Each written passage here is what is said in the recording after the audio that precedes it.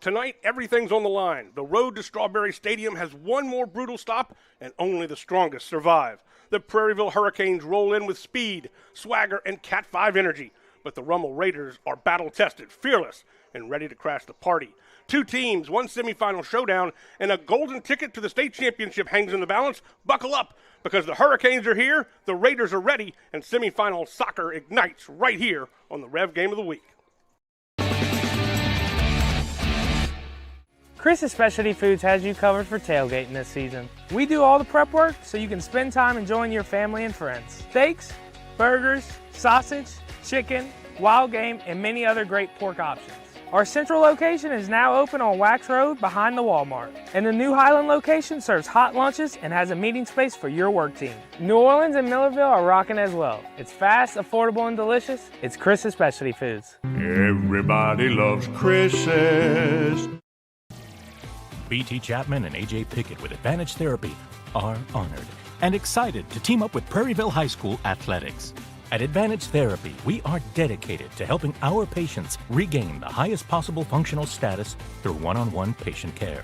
Advantage Therapy has spent nearly 2 decades providing both outpatient orthopedic physical therapy and occupational therapy to the people of Ascension and surrounding parishes. From all of us at Advantage Therapy, go Canes! For over 40 years, Bingle has been a trusted name in pest control. Now Bingle Pro Exterminators brings that same expertise and reliability to your home and business. From termites and mosquitoes, to roaches, ants, wasps, and wildlife, no pest stands a chance against our professionals. At Bingle Pro Exterminators, we keep pests gone. For a free inspection, call 833-GO-BINGLE or visit binglepro.com. Bingle, the official pest control of LSU Athletics. Order like a champ at Raising Cane's. We've got tailgates of hand-battered, cooked-to-order chicken fingers and cane sauce, and jugs of freshly made tea and lemonade. Raising Cane's Chicken Fingers, one love. Yalva's Seafood in Prairieville invites you to dive into a delicious dining experience. Since 2012, Yalva's Seafood has been locally owned and operated, which means meals made from scratch using fresh ingredients. Treat yourself to fresh fried seafood, steaks, and exciting seasonal additions to our menu. Stop in for brunch on Sundays. Enjoy a cold beer while satisfying those taste buds. And of course, there's always something for the little ones, so bring the whole family. Visit Galva's Seafood on Highway 42 in Prairieville. We'll see you soon. Dr. Brian Hollis is Ascension Parish's orthodontist. Dr. Hollis has an excellent reputation for bringing state-of-the-art technology and the highest standard of patient care to Ascension. He attended LSU Dental School, and he completed a residency to become a board-certified specialist in orthodontics. An avid supporter in our community, Dr. Hollis is married to Celeste Pyron Hollis, and they have 4 children. Dr. Hollis, Ascension Parish's orthodontist. Grow up smiling with Hollis Orthodontics. At LRC Baton Rouge, we bring you trusted Motorola communication solutions along with advanced security and surveillance systems. We also specialize in a full range of AV solutions, including our own LRC View video walls that transform spaces with stunning visuals. Whether it's seamless communication, top-tier AV installations, or robust access control, LRC Baton Rouge is your all-in-one technology partner. Miller Safety Consulting is more than a service. They're a partner in protecting your people, your business, and your future. With over 27 years of experience, Jeremy Miller and his board-certified team provide expert safety services in OSHA consultation, legal case support, customized training, and more. They also offer online training courses in leadership, health and safety, and mental health and wellness in the workplace. Visit millersafety.com for more information. REV presents the Action Minute. Here's the Clinical Director of Action Therapy and Wellness, Haley Leindecker.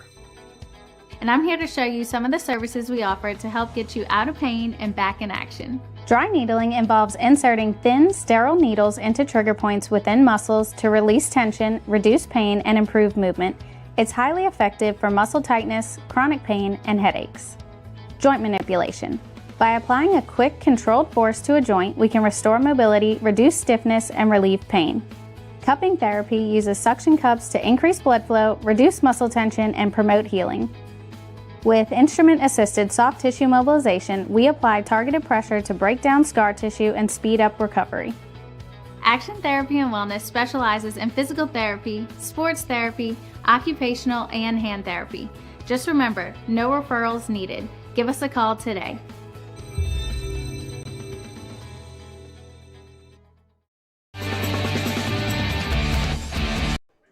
As the sun is setting over Hurricane Field, we are set for a semifinal soccer matchup. The winner between Prairieville and Rummel will be heading to the state championship game at Strawberry Stadium in Hammond next week. And I am Jimmy Frederick, along with me, my broadcast partner, Jolie Hartman, and we are so glad to be bringing you this, well, a very historic game. Just the fact that it has been a long time since an Ascension Parish team, boys team, has hosted a semifinal game. Yeah, absolutely. Just anytime Ascension Parish can be on the map for any playoff game is phenomenal. But a semifinals being hosted here is just a great thing for our community, and just something that, you know, is just a statement on how soccer is truly being built here in Ascension Parish. This is Division II. It is the Final Four tonight for boys soccer in Division II. Rummel, the 8th seed, knocked off the number 1 seeded Tigers of Holy Cross on Tuesday. And, of course, Prairieville beat Willow 1-0 last week. They're the 4 seed. Turlings Catholic playing tonight as a 3 seed, and the 2 seed, St. Thomas More. So, you know, Rummel is the outlier here for sure. The state championship is next Friday, February 27th.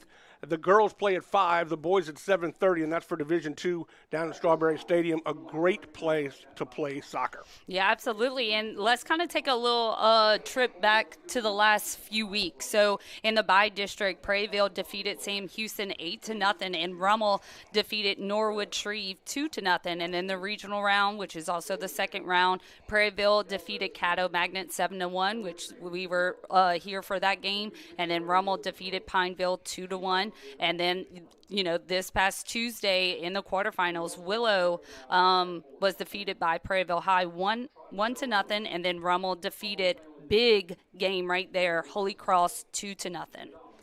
Our coaches for today's game have a lot of experience coming into this one. For the Rummel Raiders, Julio Pais, he is in his 5th year. He's 133-16. This is his second stint, actually, for coaching Rummel. He was there from 2008 to 2011. In the last 5 years, they are 11-4 in playoffs with 2 semifinal appearances in 23 and 26, and 2 quarterfinals in 24 and 25. And, of course, for the homestanding Prairieville Hurricanes, Adrian Garcia, second year here at Prairieville, but his record stands for itself. He coached Sanamaw for 17 years and just did a tremendous job there. We have 2 very, very good coaches, 2 very, very good teams. It's going to be a chess match, and we expect it to be a defensive challenge. Yeah, absolutely. And if we look at both of these teams' keys to victory for Rummel, keeping possession, hold on to the ball as best as they can, and dictate the momentum of the play. The second one is defend set pieces. Prairieville is excellent on set pieces, so they have to defend them well as they can in order to, start with that first one, keeping possession. And then lastly, for Rummel, win the 50-50 ball. Prairieville is a physical team, and Rummel is going to have to compete and win as many 50-50 balls as we can. I've always said it on every REV Live game, if the team that wins the ball in the air is the team that finds the back of the net. And for Prairieville, set pieces, they need to win the battle of either when they're defending or when they're doing the set piece. For Prairieville, the position, play their forwards into position to be successful. Don't have the Rummel defenders easily defend their player. And lastly, press. They need to make sure tonight that Rummel has no chances of finding an open-end player for themselves. Let's take a look at our Rummel Raiders starters. They'll start like this. In goal will be Ryan McDonald, number 0. Your backs are Carlos Benegas, number 23, Sidney Gode, number 46, number 33, Miles Hernandez, and also Nicholas Valentin. Your midfielders, Tiago Villatora, number 4, Anthony Arias, number 11, Dominic Morales. And then your wings and striker, Jeffrey Ayala, Ayala is the left wing. Joe Del Cid is the striker, and your right wing is Cade Knobloch. Yes, and for Prairieville High, they're going to be starting like this. In goal, number 99, Ben Tilley. Your defenders will be number 21, Carl Roussel, number 31, Joe Mackey, number 19, Eduardo Espinoza, and last defender, number 14, Herman Soto Funes. And then as the midfielders, number 88, Brant Lawless, number 10, Andrew Roussel, number 30, Jace Golson, and number 8, Cohen Tripodi. And up top for Prairieville Hurricanes, number 11, Caleb Eichels, and number 16, Price DeBarros. Well, let's talk a little bit about this team. When you see the starting lineups right there, carting them out. Mr. Roussel doing a great job in PA. But, last Tuesday's game was a defensive battle, and we knew it was going to be, but it was a little bit different because of the fact Prairieville have been scoring so many goals. They scored, 15 goals in 2 games? Yes, absolutely. I mean, if you also look back, they're on a 10-game win streak all the way from January 6th. And since January 16th, and since January 16th, they've only allowed 1 goal. Wow. But on the opposite side of them, you have Rummel that is coming off of a huge win against defending state champs Holy Cross. And, I was watching playback of that game and the excitement that Rummel had.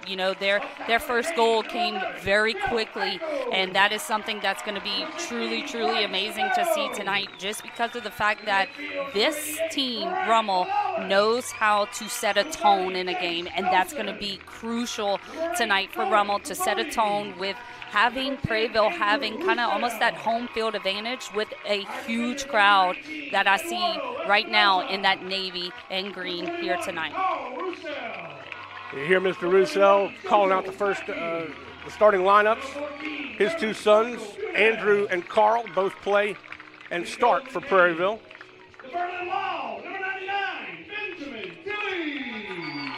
And shout out to him because he gave us some great yes. information because he knows that it's very hard to see the number on those Bumblebee jerseys.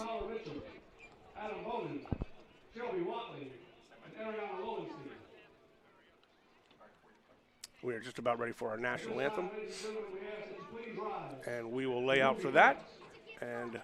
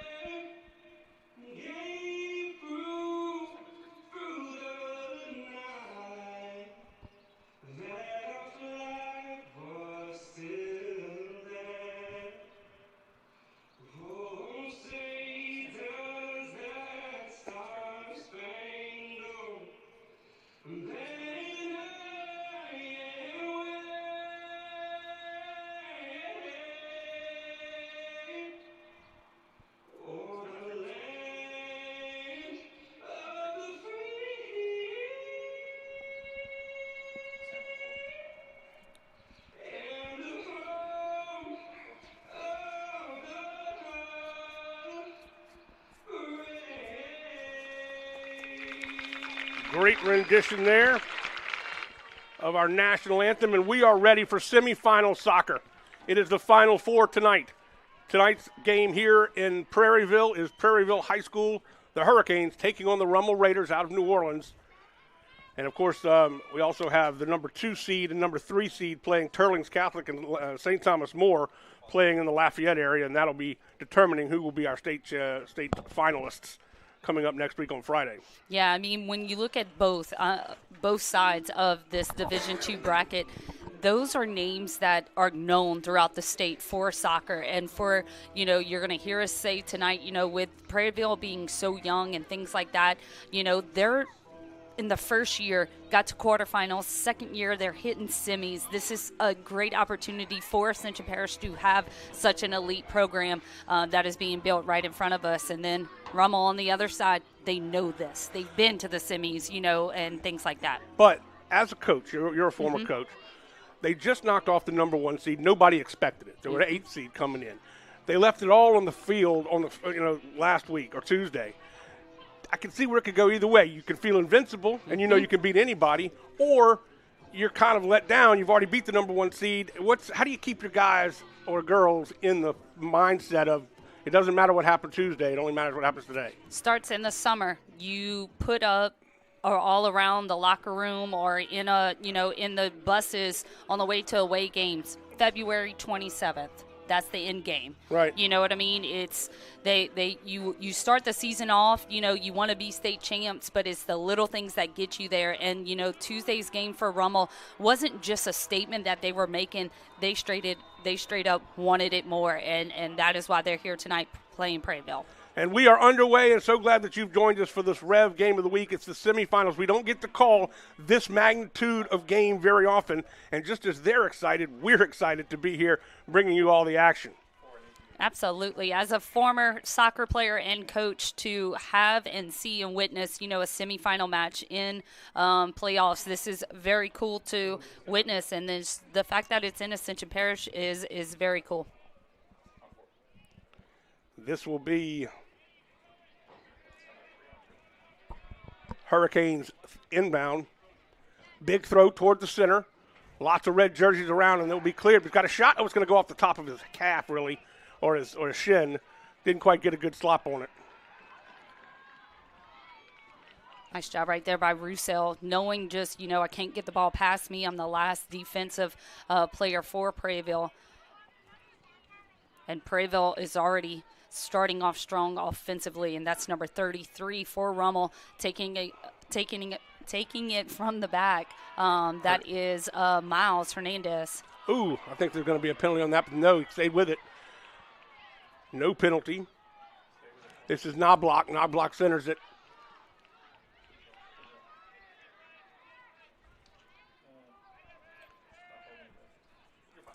Knobloch battling, has it taken away from him. It'll roll out of bounds, and it will be Rummel inbounds. Nicholas Valentine will do the honors. Gets it to Arias. We got a little runner. Stolen away right here by Prairieville with a great opportunity, and that is definitely a foul. Kind of stopped the momentum in the play and just took him out. Not even having any, as we can see on this replay, any force into the ball. He just ran straight into Prairieville player right there. That was Caleb Eichels, I believe, that got knocked down. This is Tripodi to, Roussel, I believe. Toward the goal, header, and it'll be scooped up by McDonald. McDonald's a very physical and very agile goalkeeper. Yeah, on this replay, we're going to see right mid, Jace Golson just try to get a header out of that, but kind of misplayed it, kind of hit him more towards the face area, not, forehead or head. Spinoza does a great sliding tackle or slide kick and knocks the ball way deep out of bounds, but it was still cool to see. Off the chest, one of the Rummel players battling it is Arias. Boot down the sideline. He's got an opportunity. Puts a little boot on it, and it didn't quite have it was Caleb Eichels on the shot. As we can see on this replay, hits, but tries to use the outside of the foot. I love that call just because of the fact that if he would have just kind of went with what we like to call lace shot, that probably would have sailed over because of how much speed he was going with it. Knocked away and taken away by Sidney Goday for Rummel, and it's out of bounds, and it will be Prairieville inbound.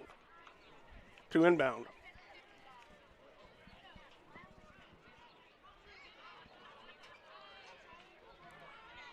4 striped jerseys in amongst a bunch of red ones, and this was going to bounce, and I think it's going to be a foul called. Oh, really? Yeah, inside the box, just pushing behind the back. That was something that we saw a lot of. Well, as we can see, just kind of right in front of it when it looked like Roussel or maybe even or maybe even Brent Lawless kind of jumped up and used his hands to kind of get a little bit more in the air. We saw a lot of physical play in the game on Tuesday with Willow, and the referee did a great job of keeping control of that, but he was very cognizant of the fact that things were getting a little bit too far pushing and shoving. Yeah. Nice pass right to his man. Couldn't control it. Nice touch for Rummel. That was Norales. Norales over to Knobloch, and Knobloch has it knocked away by one of the defenders. And a corner for Rummel. That is the first corner of this game and this half, and it goes to Rummel, and that was a great call for number 21, 31, Joel Mackey for Prairieville. You knew if you would have missed hit or anything else from that would have been 101, Rummel and your goalkeeper. So great call on that. But the pass was timed just right. It wasn't too fast and wasn't too slow, where he was able to almost run up and catch it. Yep, and then catch up to it, I mean. Yeah, and then Rummel kind of on this corner tries to curve it in too much. So, I mean, great play by Mackey, just because that is what Rummel did with their corner, and now you get the ball back.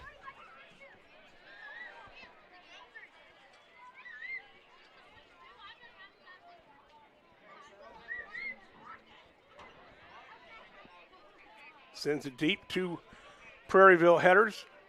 Jace Golson, nice pass. Beautiful. Over to Eichels. Eichels going to try to run past him, and a big defensive play by Miles Hernandez. A throw in for Prairieville. As we can see, beautiful pass by Golson to Eichels, and great defensive instincts by number 33, Hernandez. Another throw in, beautiful throw in. That was DeBarros. Close, and he just couldn't get the ricochet in.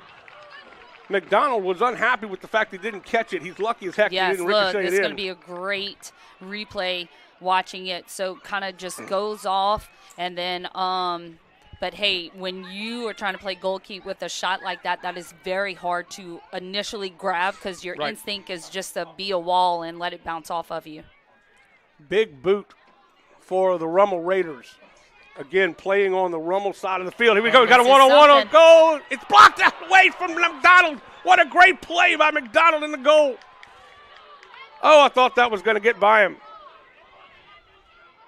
Speaking earlier, his agility in goal, as we are seeing it right now. This is Brant Lawless kind of going through Rummel's defense. And Prairieville's offense is different from Tuesday night. Yep. You can see it's a little bit more of we're not losing this game in this first half. That was a long shot. I don't know that it was actually trying to get it in the goal, although I'm sure he was, but it was a long shot. Mm-hmm. I think it was more trying to find Jace Golson running and Eichels on that far end.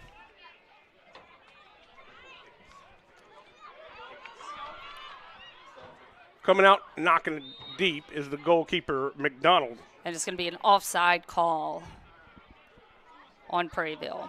So Rummel ball right about the 20-yard line on the football field. They're waiting on a ball to get back to him.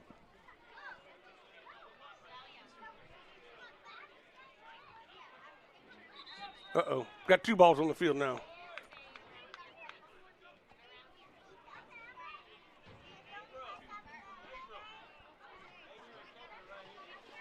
There we go. Got it set now.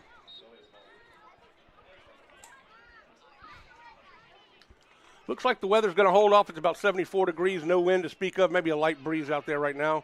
But it should be a perfect night for soccer. Semifinal championship here, semifinals. In Division 2. That's it. Mm-hmm. Ooh, knocked that one deep into the stands.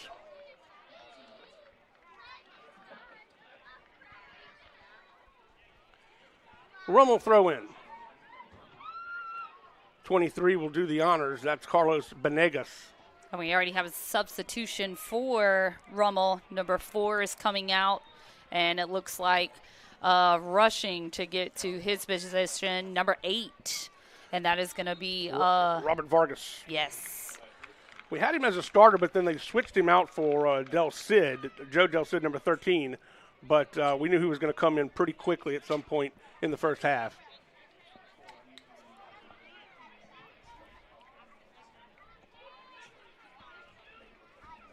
Prairieville has definitely attacked a lot more than they did on Tuesday, like you mentioned. Mm-hmm.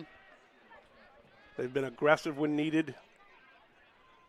And Rummel has really not pushed the ball toward the goal a lot so far in this game. Yeah, they had that one opportunity that happened about 4 minutes ago when Joel Mackey kind of came over and gave Rummel their first corner, but that would have been a great opportunity for Rummel to go one-on-one with Tilly, Prairieville's goalkeeper. Long inbounds on the other side of the field. That's number 10, Roussel, all the way across for Prairieville. Ooh, that's pushing it back. No call. Rummel controls it. We talked about the speed of Prairieville. They are very quick out there. Rummel very much more patient at the moment. Valentin boots it way down, looking for Vargas, but couldn't catch up to him. Controlled by Prairieville the other way. He'll put his foot into it big time. Tries to find one of his men, and he does. Yes. That is Ickles. Excuse me, that was DeBarros that was bumped from behind. Yeah, as we can see, I like this opportunity that Roussel was setting up, but it kind of carried too much. But then, hey, you got a foul with DeBarros trying to camp under the ball, and try to get a touch on it. So here's one of those things that for Prairieville, their keys is set pieces, winning it. So they got to try and figure out how to win this free kick right here from about 35 yards out. This is where things got a little pushy and shovey on Tuesday. It doesn't look like they're doing that this time. A hard shot toward the goal, knocked up and still free. And it's going to be a corner because of McDonald touching it and then it hitting, the field goal post for footbst from there. I didn't see it. I thought it hit just the crossbar on our goal, on the soccer goal, but I guess not. Yep, so this is the first corner for Prairieville in this first half. Let's see what they can do on this next set piece. Not a hard shot, just trying to float it in there and see if his guys can head it in, and they couldn't do so. Stolen away. Number 7 for Rummel, trying to get it back. That was Jeffrey. We got a run on. We got a one-on-one, and he'll get knocked down. And nothing. No penalty called. He's still on the ground. And that is very lucky for Prairieville defense because that was inside the box. Knocked away by Prairieville. Chasing it down is DeBarros, and he can't quite catch up to it. Rummel to inbound. And I think thinking back at that play that just happened, that was number 24 for Rummel inside the box. As we can see, going up against a senior defender that is taller than him, built a little bit bigger than him. So it's always going to be the case when you have size against size, defense versus a forward.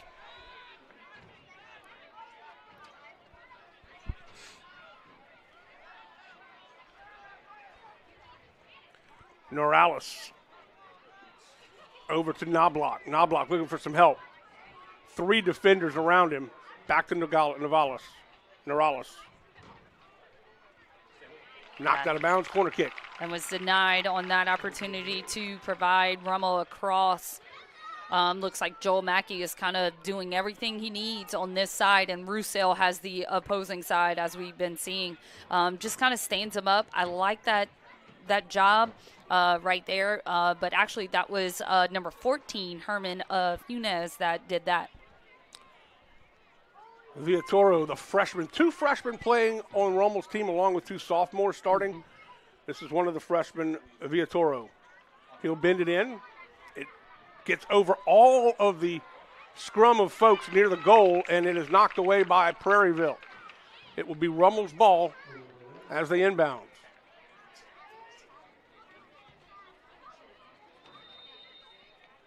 And it's going to be a throw-in for Prairieville because of that Rummel player number 13 didn't have his feet down, which that's something. But now, yet again, Rummel throw because Prairieville's throw didn't even go in. Right, didn't go in the field. I haven't seen that in all the games that we've been doing.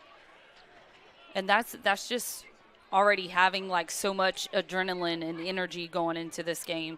Kind of make those little minor mistakes that then starts to add up to be bigger problems throughout the game. Slide tackle stolen away by Prairieville. This is Ickles. Ickles with some running room, but not much, as the defenders will charge to him very quickly. Need to get some more Bumblebee There's shirts up in there. It's going to miss the mark, and it will be taken by McDonald.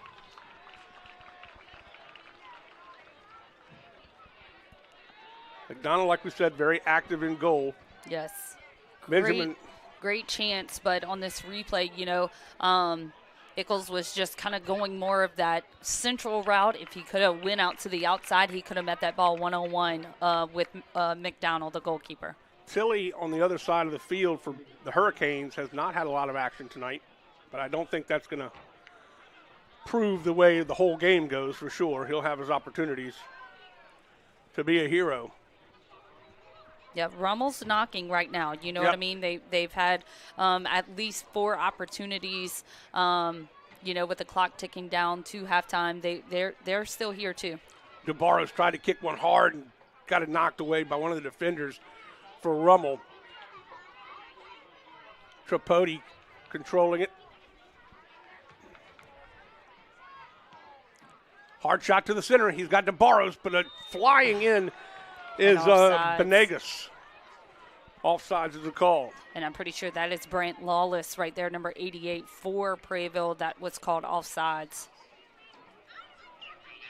But beautiful cross right there by number 14, Herman Funes.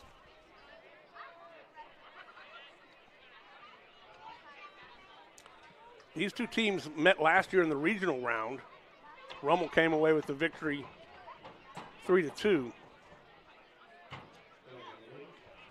So they're very familiar with each other.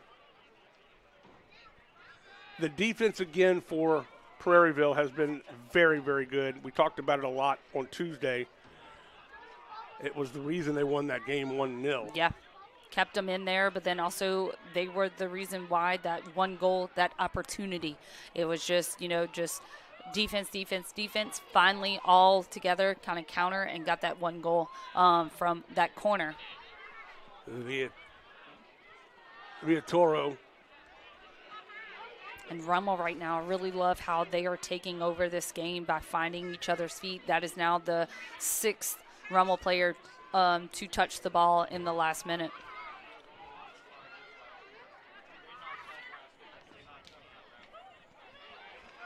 Wide open. Oh, it bounced the wrong way on him. Ickles has it knocked away by Sidney Goday. Here's DeBarros. Uses his body to protect the ball. Wisely got it to one of his outlet passes. Missing the header. Got an opportunity. It's in for the goal! Perfect job! Nope, offsides. Oh, offsides on that second attempt. Oh, no. Offsides on that second attempt. Ickles if it would have just been Brant Lawless and not the third Hurricane coming through, as you can see, Jay Skolson placed the ball down, Lawless, and then it looks like that was Ickles right there. I just don't see if the goalie comes out of the goal, and that's a tough call. Yeah, I know it's the rules. Defender, yeah. I get it's the rules, but it's a even tough though call. Goalkeeper, everybody says, is the last defensive person. No, it's the line, defensive line. Knobloch clears it. Ooh. That's all ball. Wow. Absolutely beautiful right there by Tripodi. Vargas got rolled up. I'm loving this build-up. Got to finish, but McDonald's right there. McDonald takes his time. He's going to roll it. Prairieville already. Oh, that was not the boot he was looking for. That went a little off his foot high. Straight up. Rummel's key to victory was winning the 50-50 ball, and Prairieville right now in this half has won every single one in the air. This is Norales. Finds Knobloch. Knobloch over to the left, back to Norales. Taking on 2 defenders. Valentine fights off 1 defender. It's a little give and go. And just not quite given enough as Vargas has the ball knocked away from him. And a corner for Rummel, number 2 of this half. And look, we're almost down to the 20 minutes in. Very exciting game. We knew this was going to be how this game was going to go. It's semifinals, both teams. Prairieville right now had 2 chances that made us stand up, Jimmy, and Rummel had about 4 opportunities, but just Prairieville's defense. Oh, my goodness, so close on the header. Post. That's what I'm saying. Holy Rummel mackerel. is knocking so much right now. They are getting so close to scoring a goal in this half. Hernandez trying to get it up the left side of the field, has it knocked away. Watch right here. It's a perfect header, and it's just a little high. My goodness, how close. Inches, not even inches. That is the goal post is the goalie's best defender. They never move. They're true. Yep. Every goalkeeper says that. So I know Tilly is looking up right now like, thank you. Yep. Quick inbounds. Knobloch fighting off a defender. Nice pass to Norales. I loved how they just got out of that little situation. 1-2, find somebody in the middle. But now goal kick for Prairieville. Midway through the first half, we're knotted at nothing, 0-0. Both teams having opportunities to take shots on goal.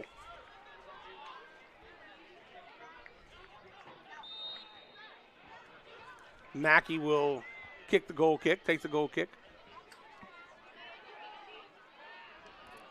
Right to a Red Raider, Knobloch.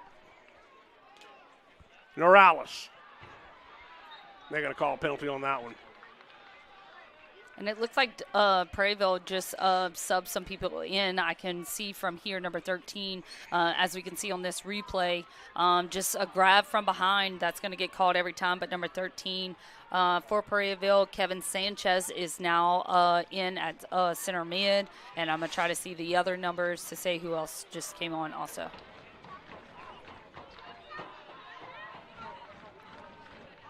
Free kick, hard shot. Over the goal, through the goal posts, and to grandmother's house we go. Definitely that neighborhood over there. Yeah. We got 2 more subs coming in for Prairieville. Looks like DeBarros is out. And Ickles, excuse me.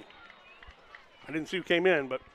Yeah, number 35, Matthew McWilliams, is taking over for number 16, DeBarros. Rummel inbounds. Valentine gets it in. No call, goes out of bounds, and it will be goal kick. Tell you, Vargas, after coming off the bench, has been getting a lot of work on that right wing.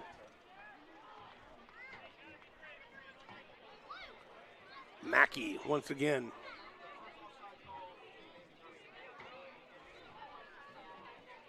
He crushes it. Oh, what a head. What a great header. Mackey laying back will clear it out.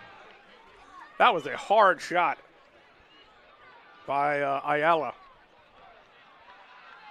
Then he was undercut and kind of. Yeah, and Rummel right there just kind of double teamed Prairieville's defender. Oh, Vargas trying to get it to Knobloch, and the defense of Prairieville does their job. Chasing it down near the sideline, and it goes out of bounds. It will be Rummel ball.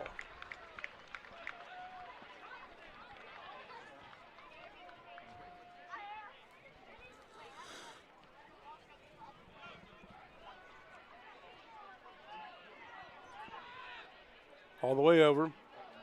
Valentin up the field to Knobloch. A touch pass, spins away from him. A little bit too hard off the foot of Del Cid.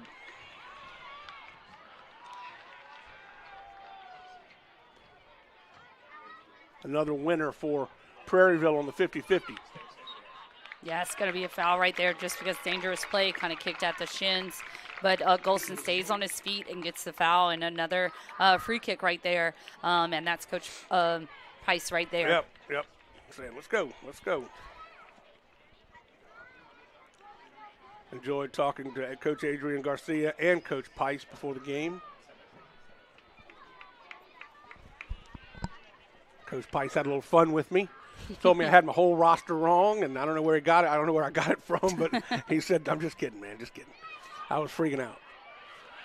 Toward the goal, McDonald comes up with it again. Absolutely. Beautiful goalkeeping right there because he didn't wait for the ball to come to him. He just exploded to it. I mean, and there were two Prairieville players just ready to pounce on the ball. So great job by McDonald for coming up very quickly to receive the ball. Rummel ball.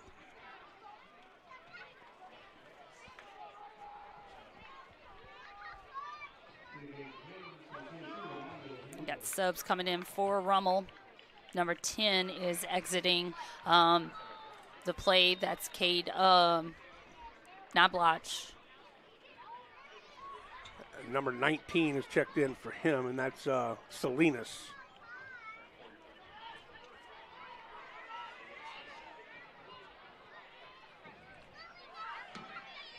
Oh, nice job to head the ball straight back down to his feet.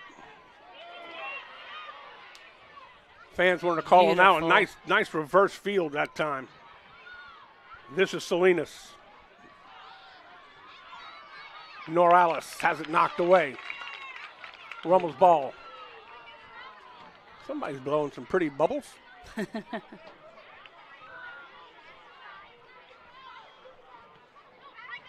Great, and a great semifinal atmosphere here.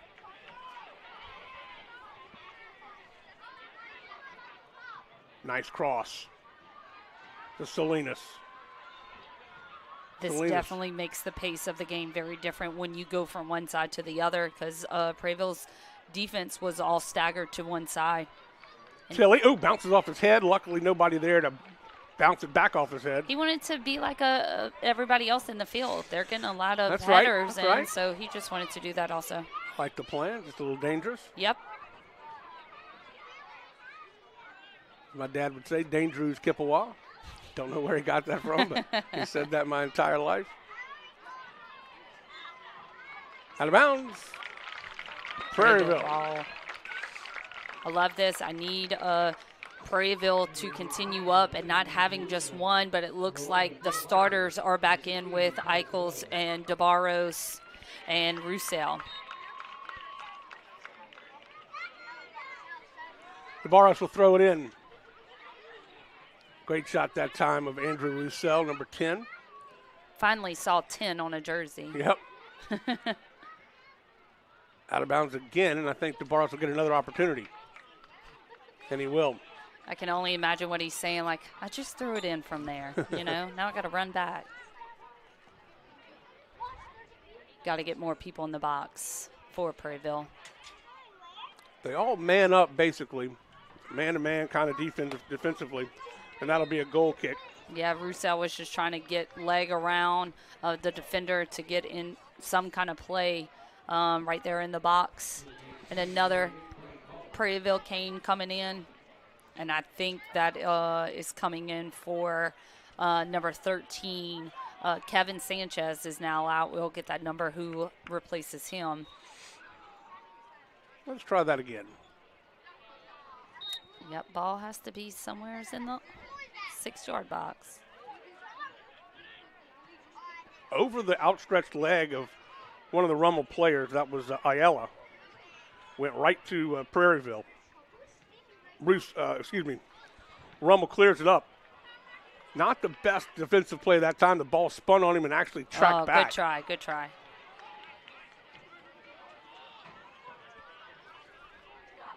Valentine to throw it in. I like the effort by number 14 to try to help his teammate out. You know what I mean? Hustling back there for, try to get the ball back. Morales tips it to Villatoro. Splits him in the nice middle. job, but just a little ahead of him. He's still able to get to it as Villatoro. Ooh, I thought he was going to grab it for a second there. Nice touch, up the field, crossing, right to DeBarros. Nice header by Sidney Godet to get it out of there. They're being very more creative this game.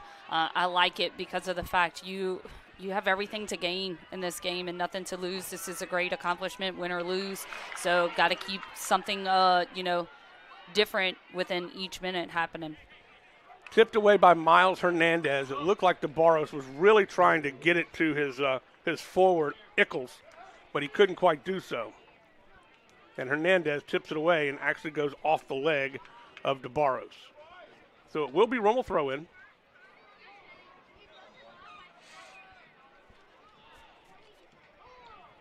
Eventually. And right back out of bounds. But it will be Prairieville ball this time. Yep, and Prairieville sending a sub in. Looks like Jay Skolson is leaving the game, and another Prairieville Hurricane is running on the field. Long throw in, down the sideline. Tries to reverse it, can't do so. It's going to be a free kick, I believe. Yeah, it looks like it, kind of how the side AR is positioning. 9-12, 9-10 left to go in unofficial regulation for the first half. I don't think they're going to put much time on it from now because they haven't stopped the game at all. Yeah, no.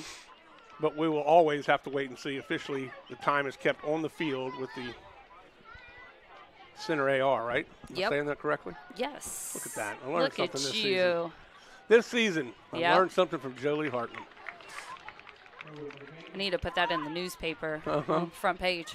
Front page. Yeah, and just a reminder, we will be stopping our clock at 2 minutes because of everything that Jimmy just said. That's going to be posted on the front page of the newspaper.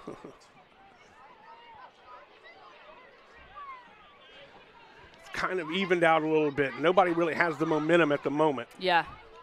But we've seen it go from Prairieville momentum to Rummel momentum to back to Prairieville and back and forth. So right now it just kind of seems to be ebbing and flowing naturally, but nobody really has taken nobody feels like they have control of anything.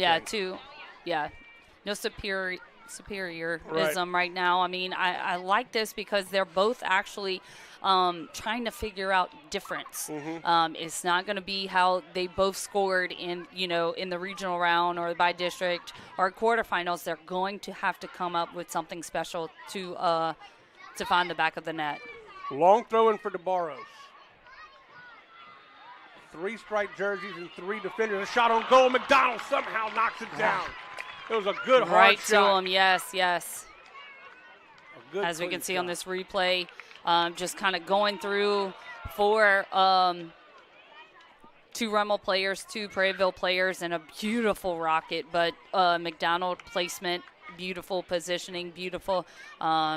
We said at the beginning he is very good at what he does in the net. I was a little surprised that they were able to get as hard a shot as they did on that, the way they were tangled up. Yeah. So tight in there, but he really did put a nice, as you said, rocket right in. And toward the goal. We've done a few soccer games together, Jimmy, that we've seen that those rockets actually kind of, when everybody's inside the box, it gives the goalkeeper a chance not to see the ball coming because of one of their players, defenders being in front of them and blocking their view.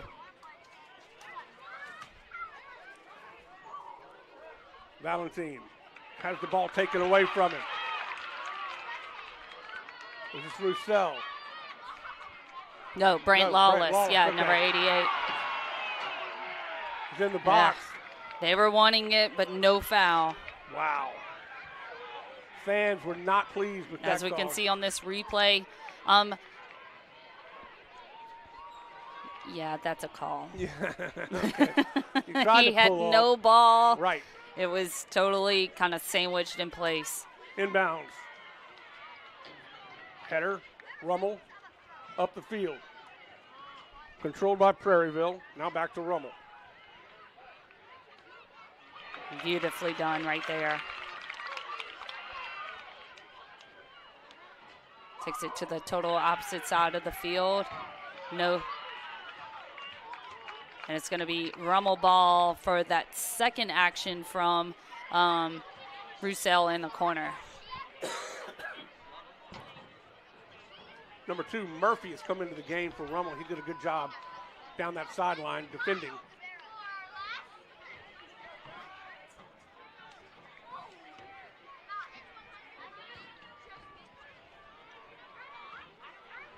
.5:20 left to go here in the first half unofficially.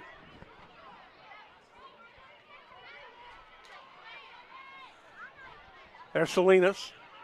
A lot of people on the ground right now, I think, because everybody is just like, nothing's working. You know, they're kind of just going at it kind of crazy right now. So probably the last, 5 minutes that we're seeing right now is just going to be a lot of possession and passing and seeing if somebody can get open in the middle for Rummel, and then beyond that, inside the box. Murphy had the ball stolen away from him. Player down. He's going to get up quickly, so yep, that's no flawless. problem there. It'll be a free kick for Prairieville. Is that Mackey again? Yep. Always does the honors. Okay. I've seen Roussel do it a few times, but I think it's because just Mackey wasn't in or something like that. But, yeah, normally it's Mackey. Beautiful. High kick, tried to get it to the right side of the field. He does so. It will be kicked out of bounds by Rummel. But already out of bounds, so it's going to be Prairieville throw in. And more subs coming in.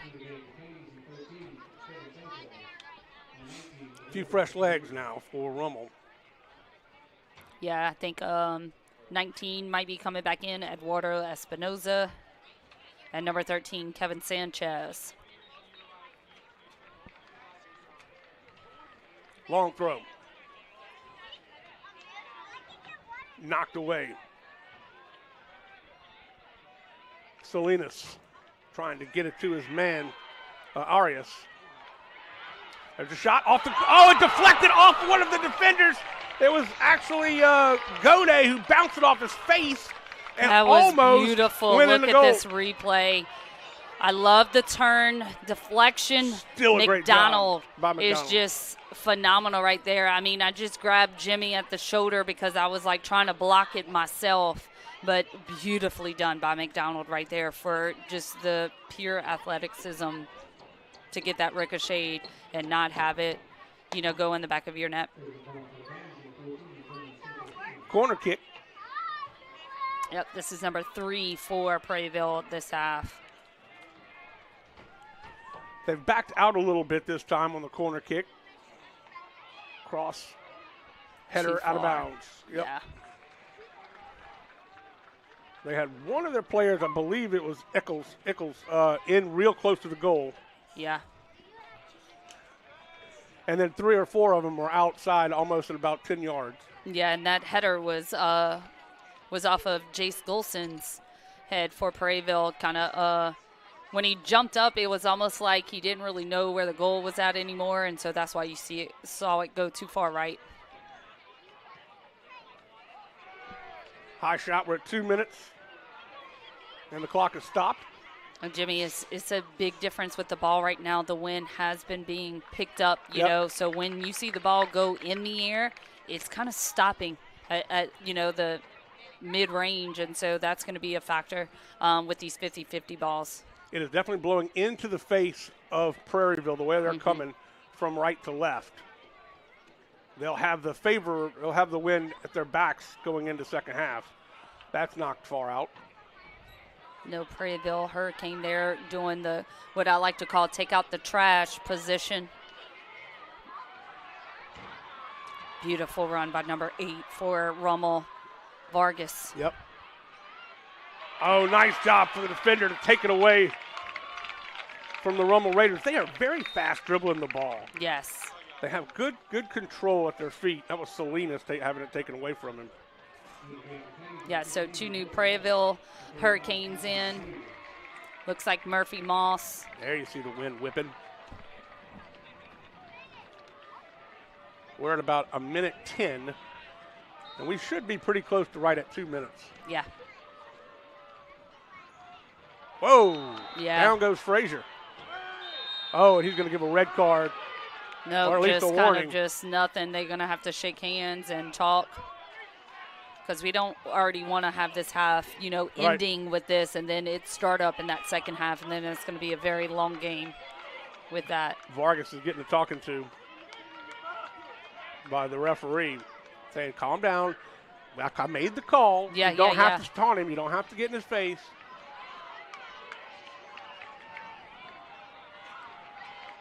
.150 now. We'll see if they blow the whistle pretty quickly here. 4 seconds left in my unofficial clock.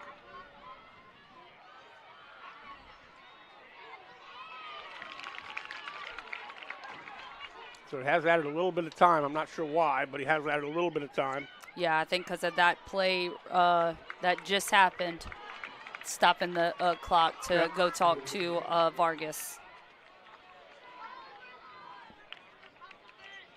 But he already has the whistle closed, so I know it's going to be maybe minute or second now. It's been a pretty clean game for the first half. We've had a few penalties, but nothing like we had last on Tuesday. Yeah.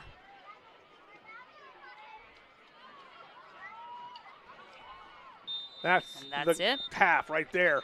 So 43 seconds is what we added. And we are still scoreless here as we head to halftime.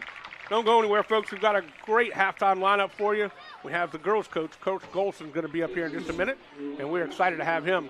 So don't go anywhere, folks. We'll be back right after this. You're watching the REV Game of the Week. Chris's Specialty Foods has you covered for tailgating this season. We do all the prep work so you can spend time enjoying your family and friends. Steaks, burgers, sausage, chicken, wild game, and many other great pork options. Our central location is now open on Wax Road behind the Walmart. And the new Highland location serves hot lunches and has a meeting space for your work team. New Orleans and Millerville are rocking as well. It's fast, affordable, and delicious. It's Chris's Specialty Foods. Everybody loves Chris's. BT Chapman and AJ Pickett with Advantage Therapy are honored and excited to team up with Prairieville High School Athletics. At Advantage Therapy, we are dedicated to helping our patients regain the highest possible functional status through one-on-one patient care. Advantage Therapy has spent nearly 2 decades providing both outpatient orthopedic physical therapy and occupational therapy to the people of Ascension and surrounding parishes. From all of us at Advantage Therapy, go Canes! For over 40 years, Bingle has been a trusted name in pest control. Now Bingle Pro Exterminators brings that same expertise and reliability to your home and business. From termites and mosquitoes to roaches, ants, wasps, and wildlife, no pest stands a chance against our professionals. At Bingle Pro Exterminators, we keep pests gone. For a free inspection, call 833-GO-BINGLE or visit binglepro.com. Bingle, the official pest control of LSU Athletics. Order like a champ at Raising Cane's. We've got tailgates of hand-battered, cooked-to-order chicken fingers and cane sauce, and jugs of freshly made tea and lemonade. Raising Cane's Chicken Fingers. One love.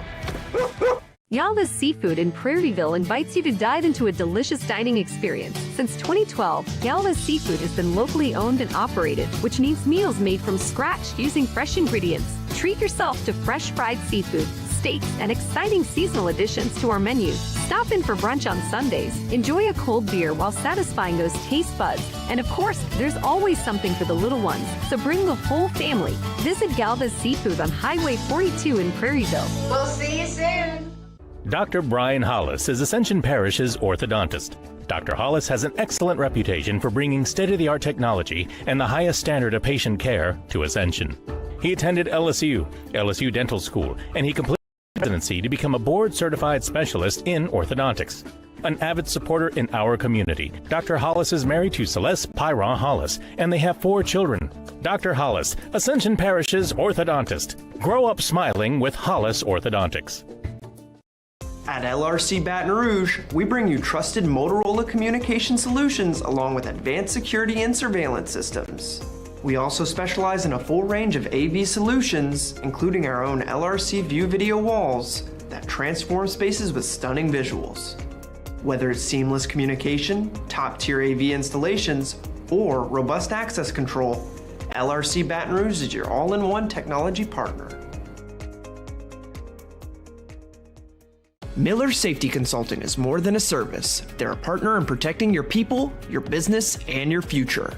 With over 27 years of experience, Jeremy Miller and his board-certified team provide expert safety services in OSHA consultation, legal case support, customized training, and more. They also offer online training courses in leadership, health and safety, and mental health and wellness in the workplace.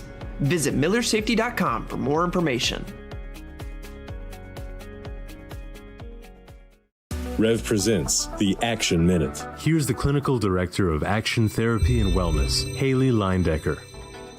And I'm here to show you some of the services we offer to help get you out of pain and back in action. Dry needling involves inserting thin, sterile needles into trigger points within muscles to release tension, reduce pain, and improve movement. It's highly effective for muscle tightness, chronic pain, and headaches. Joint manipulation. By applying a quick, controlled force to a joint, we can restore mobility, reduce stiffness, and relieve pain. Cupping therapy uses suction cups to increase blood flow, reduce muscle tension, and promote healing. With instrument-assisted soft tissue mobilization, we apply targeted pressure to break down scar tissue and speed up recovery. Action Therapy and Wellness specializes in physical therapy, sports therapy, occupational, and hand therapy. Just remember, no referrals needed. Give us a call today.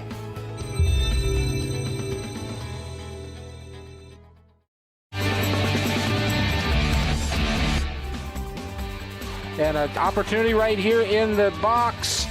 And there's a shot, and it's in! And it's a tie game. That is Addison Knockan, the senior. 55-minute mark, an opportunity to tie it. And we are tied. She got a hand on it. Yes, yes. And now a chance on another counter, trying to get that pass down low, and they do. And here's a one-on-one, and a chance, and a shot! Wide and score! And stoppage time! Prairieville takes the lead! Wow! And that is the game. Prairieville did it. Sophia Collins with the goal in extra time. As the Knockan sisters got the first 2 goals, and Sophia Collins got the game winner. So welcome back to Hurricane Stadium. As you can just see, we were taking a week back from Prairieville Lady Canes quarterfinal matchup against Neville, and I am with Coach Chris Goodall. He is up here in the press box, and Coach Goodall, after rewatching that and seeing your girls do that here at home for year 2, did that bring you back like goosebumps or any memories of everything? You see the parents and the crowd, like the inmates had escaped the asylum there. It was an explosion. It was an injury time. The girls gave everything. They couldn't move the next day. So thank goodness they had day off school there as well. So no, it was fantastic. And I've watched those goals quite a few times. Yeah, I mean, and me personally looking at both Knockan scoring in their last home game. Exactly. I know both being Paran, Sure, godchildren sure. and things like that. And, as a former Santa Maria coach with them starting their freshman year, I was tearing up because I'm like, I've seen these girls grow up, and that was just so phenomenal. I mean, these pictures right here, the emotions You see the of emotion that on the team. sideline. And my favorite thing is Hadley Walker. Yeah, Your keeper on the ground the whole time. I know that was a big blow at the beginning of the season, but her leadership too, Coach, throughout the whole season is incredible. Now, we're talking about second year, both years making it a great run in the playoffs. And, you're seeing all district awards here with Adeline, Sophia, and Sydney. Y'all killed it. That is all MVPs. We did well. That is just a phenomenal job, second year, things like that. What can you tell me, as being a coach that retired for a little bit, came back? Is there truly any really difference between soccer now, 10, 15 years ago? It's, it wasn't out that long. It was only out 6 years, but it's got more intense. We really get looked at. I had a wonderful 15 years at EA. They really treated us well. And the girls, there's so many more opportunities to play more, and the technology and the game film. Rev's always been there, though. I will say that. Rev's always been there from early days, sat next to Lyle and all that. But just the intensity and the scope and the social media, it's fun for the kids. It really is. It's a blast, and they're intense. And a good friend of mine, Coach Eric, was at Neville there. He gave us a heck of a game. That was a true playoff game. It was. Yeah, absolutely. I mean, it kept me on my seat. Yeah, I was sitting down, standing up, but it was just phenomenal job by you and your program for year two, continuing a tradition and building upon it to where, next year, playoffs is what you want. But hey, that one more to get to the end of February. Well, Coach Goodall, I just want to thank you so much for coming up here and talking to me. Definitely miss hassling you during the season, but I absolutely love to text you when playoffs come around. But thank you so much, and we just look forward to many years of seeing you out there. I've got a few more. I've got a few more in me, but I appreciate you guys' coverage. It just adds to it, and the kids and the parents and everybody, they love it. They really do. Thank you. Yep, you're welcome. And look, we're going to take a short break, but you're watching REV. You're watching the Division II boys semifinal here on REV Game of the Week. Welcome to REV, delivering fiber-powered technology for both your home and your business. With phone service that connects you to what's important, internet that keeps your devices up and running, TV that delivers all the big moments, and security that protects how you live and work. All backed by local support teams right here in Louisiana. With 5-star service and reliability you can count on, we're ready to connect you to the people and places that matter most. REV. Great to hear from Coach Chris Goodall. What a great program they have. Let's take a look back really quickly at the back-to-back quarterfinals in 25-26. 26 playoff, they were number 7 seed, beat North DeSoto 8-0. Beat Neville 3-2 on the REV Game of the Week, and then, of course, lost last on Tuesday, I believe, to St. Scholastica 2-0. But still, what a great season. So glad that he was able to come up and join us. Quickly, let's take a look at Division II state champions for the last 5 years.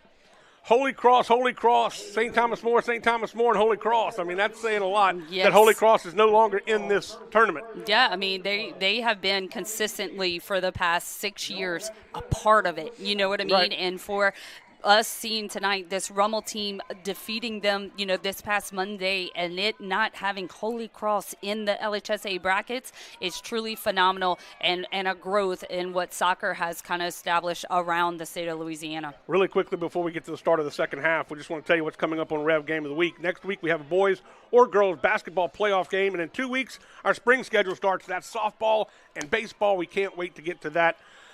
We just move right into the next thing here on the REV Game of the Week. Yeah, and always, if you want to see what's live on REV Game of the Week, click that subscribe button that on this live feed to where you can always be up to know and be notified what's coming up for REV.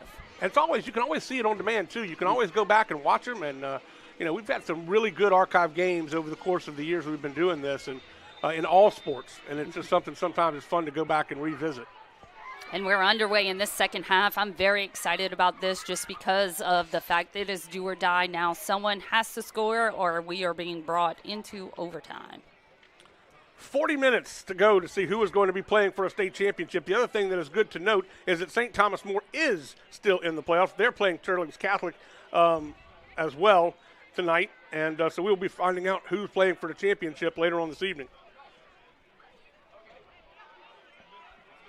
And wide open, DeBarros. Let's see if he gets to it before number 46. I don't know how you don't. And that was not called. Not a call. Wow. As we can see on this replay, DeBarros tracking to get to the ball, but 46 had another agenda. And that was Goday. Goday has been all over the place for the defense for Rummel, but that was awfully blatant to me. But not so much to the referee. But he is letting them play, and they've not been getting chippy like they did a little bit last time on Tuesday. This has been fairly controlled, but that was – oh, wow, they're going to call it against Rummel. Yeah, I think because of the fact that both of them, as we can see, he's trying to make it around, but you see how kind of stops, but he wasn't going for the ball anymore. But he also was pulling on his jersey. Yeah. It's almost like he was using himself as a wall for in between, and you can't just lay down on the ground and defend a ball. Joel Mackey will kick it again. He puts his foot into it. It's in the scrum. It's kind of getting loose. Got an opportunity shot, and it's blocked away. We have a new goalkeeper, by the way, and it is Sebastian O'Brien.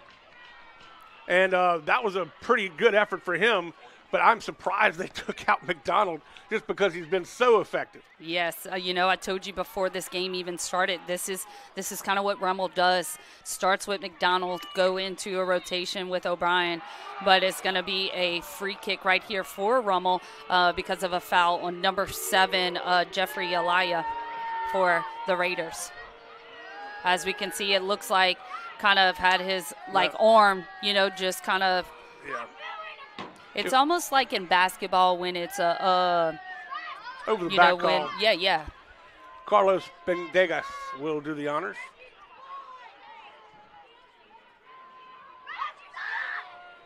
Bendegas puts his foot into it, tries to drive it. But Tilly is there. Yep. AKA the Berlin Wall, as what the Mr. Roussel, the announcer up top, loves to say. Down and out of bounds. That couldn't ball quite catch was up with it. It was straight moving. up moving. Yep, that was DeBarros trying to track it down.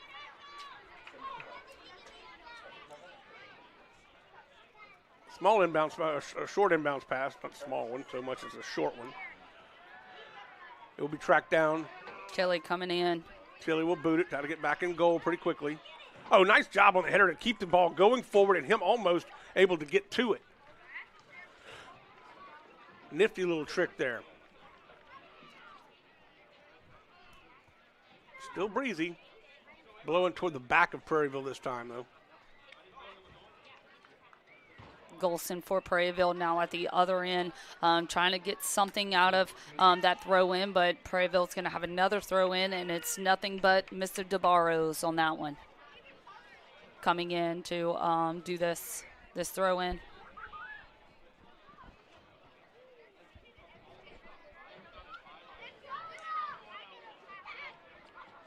Got a semicircle of striped jerseys along with about 6 red jerseys. Beautiful throw in. Got to get something Bounced on it. And got up high to get it. Did O'Brien. Yeah, I mean, for Rummel coach, you have 2 senior goalkeepers. How do you decide? You know what I mean? Right. It's very hard as a coach to decide, but it's just, when you have that senior leadership, it's also easy to, and that is definitely going to be outside of the box. Free kick kind of taken Jace Golson off of his feet.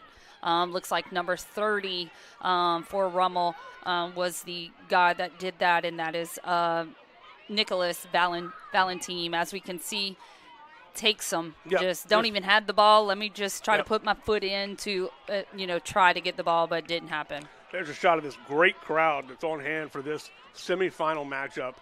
It just shows the great support. I mean, we saw Coach Mathern out here from East Ascension's football coach, and the whole community is just supporting this run late in the playoffs here for Prairieville. Jimmy, I'm nervous. The wind is blowing. Can't have too much on it. There you go. Straight to O'Brien, though. If he would have got underneath, like, look at the jersey, Right. it's going. He could have just got a little underneath to where it was a little bit more up, but He did a good job of bending it around the wall. They had 3 players there that kind of made a wall, and it bent right in that hole, right in the gap between a couple of defenders. And that was a good effort for O'Brien, because I can see where you could just lose track of the ball. Yeah, because yeah. You just don't see it until the last second. Yeah.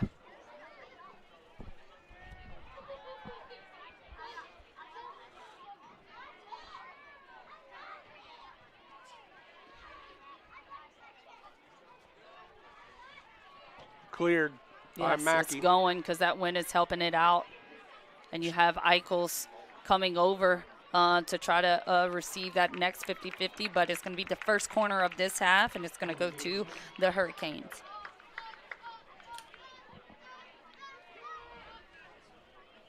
That's Lawless. Yep. Yeah. And he has to be very cautious on this one. As you can see, the corner flag kind of ripping straight to him. He needs to kind of put it inside where the penalty kick is to where it can kind of bend in. A little far. A little too much. Yep. And it will go out of bounds, and it will be a goal kick. And Rummel is wasting no time within the first 6 minutes. 7 minutes, already a sub coming on.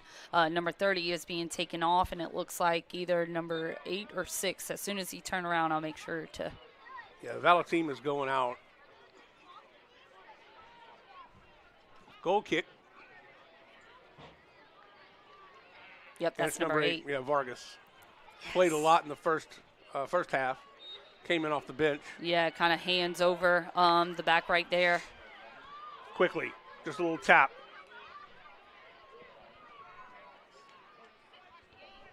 And the wind now, Jimmy, is 10 miles an hour coming in. So a huge difference from first half to now. Norales in the center of the field. Back up to Villatoro.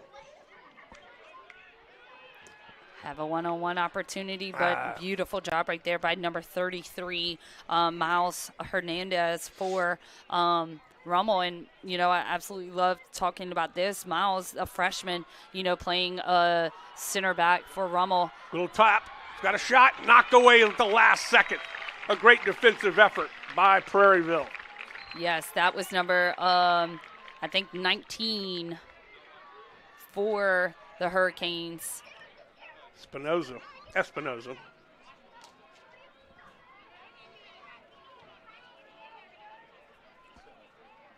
So we'll have a corner kick. No, throw in. Excuse me. Hernandez wings it. Knocked away. DeBarros got time, got room, but awesome job by that defender for Rummel Villatoro. to get in front of him. Villatoro's just a step faster than him, I'm afraid. Oh, we got a run on goal. It's Eichels, and nobody's in the goal, and he's tripped up. It's going to be a goal kick. Collision with Gode and O'Brien.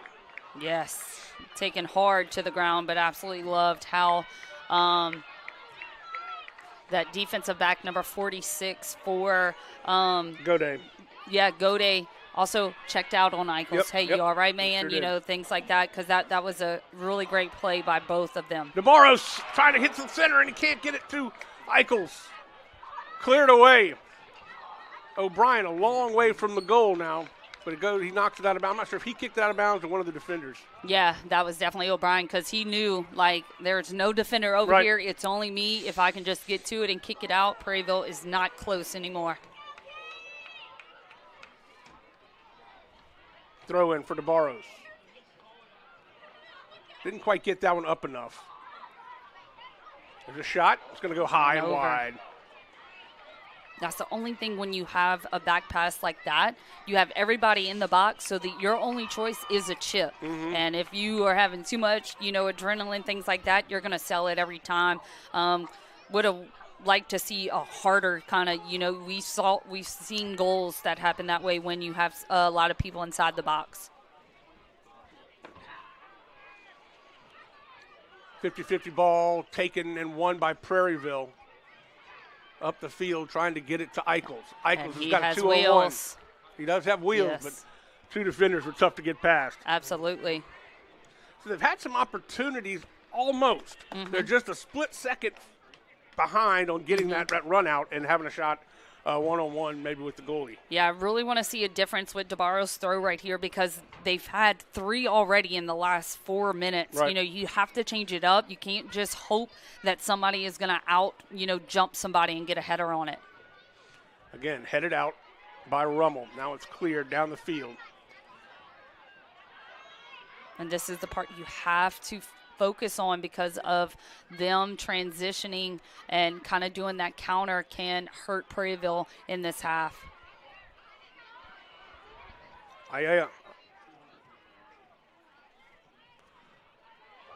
Number 14 for Prairieville with the ball right now. That's Funes.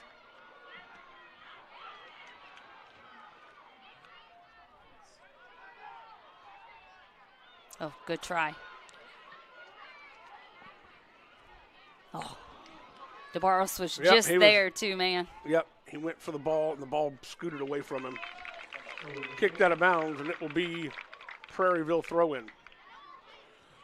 The first 10 minutes of this half has been played on this end of the field almost exclusively. But that's kind of how the first half went. Yeah. One team would take control for a little while, and then it would flip the other way. Yeah. One thing I've always loved about soccer is it only takes 10 seconds to score a goal. So you don't want to have that counter threat happen to you on defense, which I already see Coach Adrian from afar on this corner. He's bringing everybody up to where it's that line of defense is right there at the 25-yard line. Right. And if it gets past him, the only thing you have is Tilly. So you got to have, a whole group play defense and not let the ball out easily. Tilly's directing traffic back there, too. He's letting people know where they need to be. He might have a shot. And it's a great effort by the goalkeeper, O'Brien, jumping, leaping, laying out. Just almost, if you had a picture of that, that's what a quintessential stop in goal looks like. And look Watch how many this. people's in front of Boom. him. Oh, You know what I heavens. mean? You Yes. have to be in the correct position at every time when you have so many people playing defense in front of you. This has been a defensive game, just as we had predicted.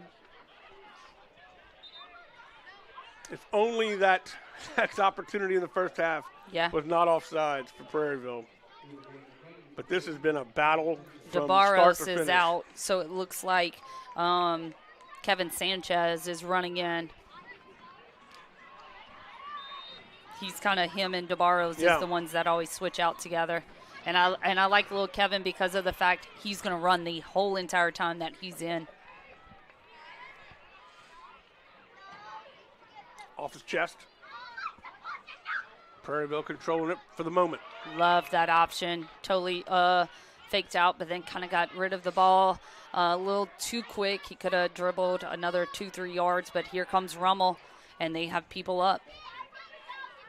Toward the goal.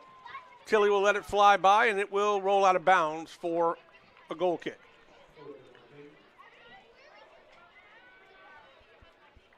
Pretty smart, I think. The defender was coming at him, went ahead. There was nobody that he could really pass it to. Yeah. Decided to say, what the heck, maybe I'll get lucky on one. Yeah, and you don't want to be, the deciding factor of it bouncing, hitting off your hand, and, a Rummel player being right there. Just let it work its course. Nobody else was behind him. Mackey splits some defenders with that boot, and nobody there. Yeah, Eichels kind of went on the inside, but, looked like Kevin Sanchez wanted him to stay on that outside because that's exactly where the ball went.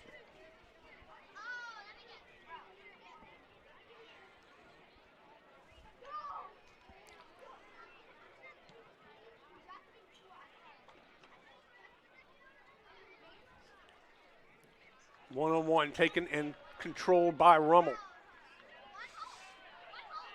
Got a little bit of room in the middle. Lost it off his foot. Golson. Stolen right away by Rummel. Like Prairieville is going to score because they find outside to someone inside. because as we can see, Rummel is stacked in the middle. They can't have any. They don't have any promise with trying to get out of the middle.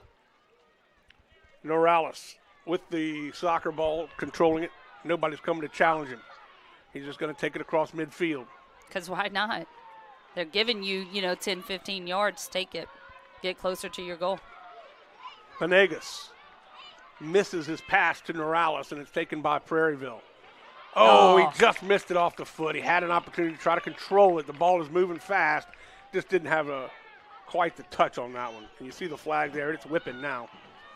Yeah. And it is definitely blowing into the face of the Rummel Raiders. Nice touch. Tried to get it back to him. Uses his body to protect it. Norales. Arias can't come up with it. There's the touch. Back to him. A little give and go. Give and go is knocked away. It was very beautifully done. Yep. 1, 2, 3. You're already, that took 20 yards getting closer to your goal. Arias battling.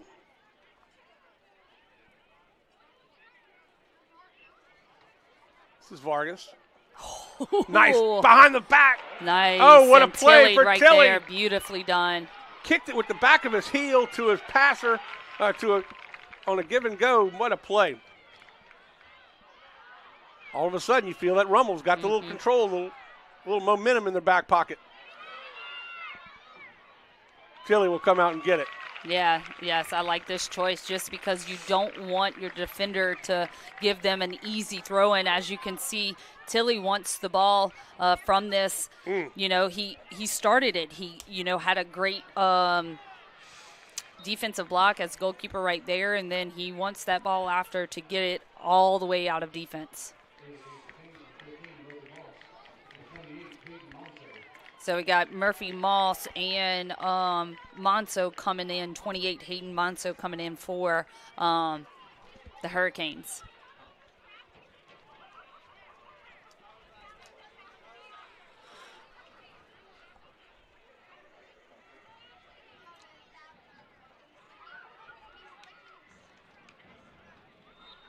Out of bounds. And that, what you're hearing, I don't know if you can hear it, is the wind whipping through our crowd mic, I believe. And I think it's probably some of the crowd, too, kind of trying to get a chant on and too. Maybe so. Because this has been a great soccer game, but people are here to see a celebration, and a goal. So foul on Hurricanes. Rummel is already ready to get on offense, and they started that quickly. Prairieville to inbound. I think you might have been right. It's not whipping that bad. That our mic would be blowing down. I got you back, Jimmy. I'm also going to put that on the front page of the newspaper. I can't remember what they're called when they were in South Africa for the World Cup. Those horn things. Vuvuzelas. There you go. That's what we need. Yeah. How come we don't have those? They are definitely noisemakers. Yes, that's the whole point.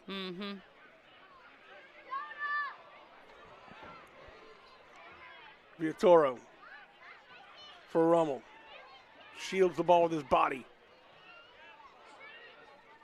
Up the field. Right to one of the Prairieville defenders, midfielders. Beautiful. A little too much, though. You had, looks like 28 Monso open on that outside run. There's another boot trying to get it down the field. And a little too much. He misjudged it. It went in. He misjudged it. It bounced over his head. And that looks like that is Jace Golson for Prairieville. Cow. Told you that wind was going to be a factor.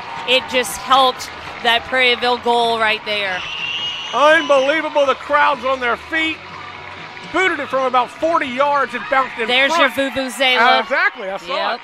Bounced in front of O'Brien and then bounced over his head. Watch it here. Very nice. Oh, I feel bad for O'Brien. He's doing a great job, but man, I told you before the game, talked to Coach Garcia today. They had to shoot from outside the box. You're right. And that is something that is very key because you never know what would happen if you don't just shoot. And I think right now Coach Garcia is going to keep his team in the same formation, but when the clock starts winding down, he's going straight defense because you have to keep this a 1-0 goal deficit. Yep. But then again, you have so much adrenaline right now, they can find that second goal even faster. Again, it's the 4 seed playing the 8 seed. Rummel knocked off Holy Cross on Monday. Holy Cross, the number 1 seed. They're 2-time defending state champions.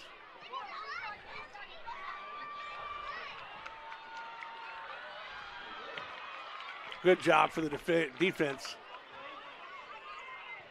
And I'm absolutely loving that behind both benches right now. You got Prairieville baseball showing up with cheering outside the window and kind of seeing that 1-0 goal just happen right in front of them.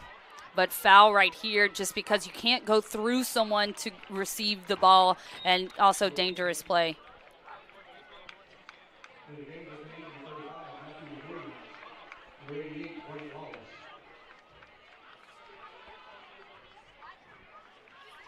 Funes will throw it in.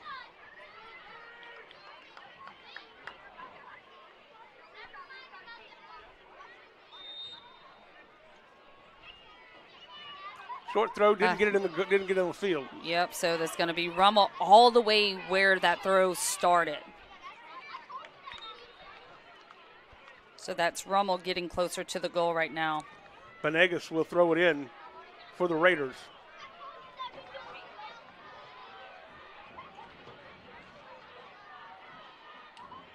Good job for Vargas to use his body, but he still can't control it. Crossing it to the other side of the field is Rummel. Nice touch. Try to get it back to him. Didn't do so. It was Knobloch. We haven't called his name in a while. Canes throw in. Yeah, and for all the Hurricane fans, that clock is not ticking fast enough. No, but it's not. for Rummel, you want the most minutes right now. But it's going to be center ref is stopping the game, going over to talk to Coach Garcia. Could be something of happening in the on the sideline that ref is wanting either those gentlemen to move or something to have an adult on this side. Yep. He's asking them to move off of the field.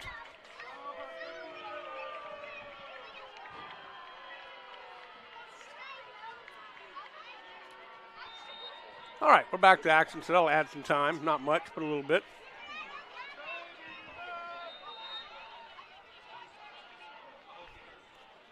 Rummel's ball. Free kick for them. No, check that for throw in. Quick throw in. No red jersey there. Oh, but he steals it back, steals it away. Still got the ball. That's Vargas down the sideline. Oh, Mackey. Missed that one. It's okay. It's all right. It's all right. He's still fouling it and fouling out of bounds because you kind of want your team to set back up. Yep. You know what I mean? You want to see where Rummel's at and try to play man-to-man on this one. Quick throw in. Inbounds to Norales. To the center. Knocked away by the defensive shot. Still ricocheting around, and it will be knocked away by the defense, but that is a dangerous play right there in the box. Hard shot. And Tilly, that was going to be knocked away by done. Tilly. That was a beautiful play by Tilly. Slide tackle, and it's going to go out of bounds. What a sequence that was. And look at it. One of the biggest things is the fact that Rummel knows how to be the underdog. They just did it, this past Monday against Holy Cross. And one thing that we need to truly, truly see here is Prairieville, they can't already have the confidence way too up, egos too much, because you're only winning 1-0. Yeah. You know, you still have probably 16, 17 minutes to play this game, and you're going to have to pull something out through this whole 16 minutes left to really take away this win. Eichels has it knocked away from him. Rummel's also all of a sudden got a little pep in their step. Yeah. Norales. Hands over the back, kind of played the person, not the ball on that one. Not wasting any time. Go ahead and knock it down.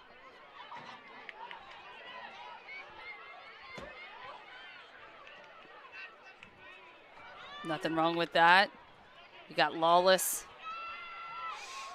and Eichels, and you got DeBarros, but found one of the red shirts in the middle. That's why I've said they can't. Yep. Prairieville has got to stop going down the middle and hitting more of the sides. Prairieville content to control it with their defense that time, getting it back away from the center where all the red jerseys are.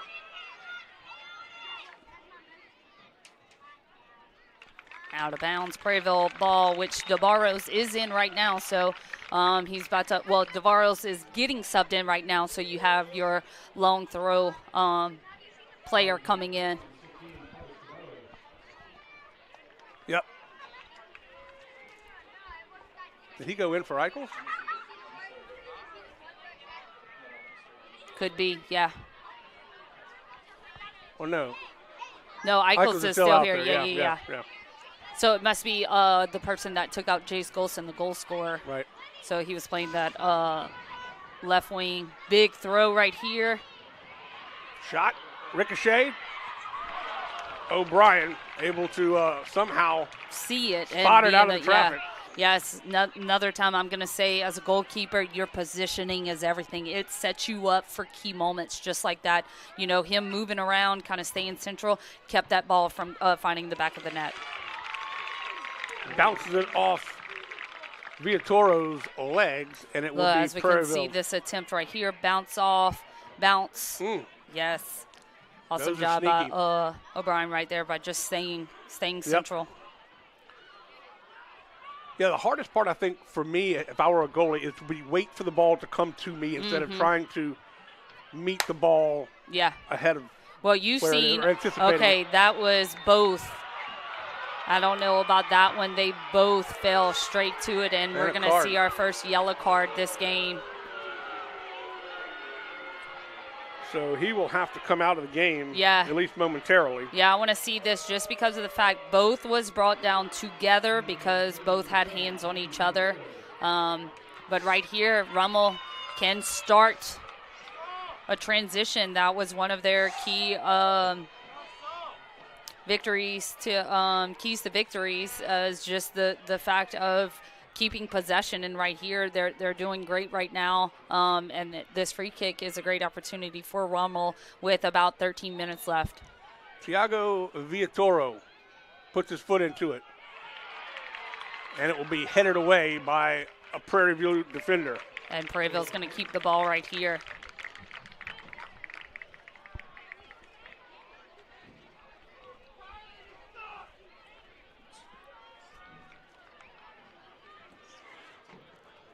Long throw down the sideline. It will be inbounds, which is important. And that's Eichels. Eichels has been all over. He's got an opportunity. Just see DeBarros just needs to get a foot, And but O'Brien was there. Yep. Quick out. Slings it. He tried to get it up the field to Ayala, but he couldn't do so, and it was knocked away and taken away by Prairieville. Rolled out of bounds, and it will be Rummel ball. Yeah, it looks like Rummel is going to have a sub come in. I know there's a 1. Looks like 19. Yeah, that is Sanchez.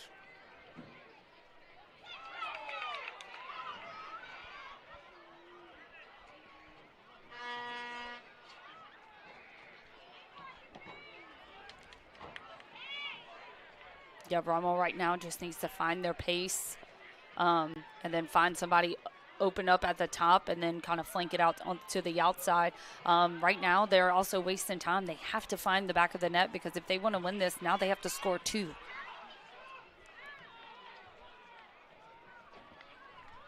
Baseball team came back from a doubleheader in Monroe, so don't know how they did, but a long trip and a long day for them. Yeah. But they were coming back just a minute ago? Pretty sure I heard they won all 4 games. They had 2 games yesterday and then 2 great. today. Okay. So, yeah.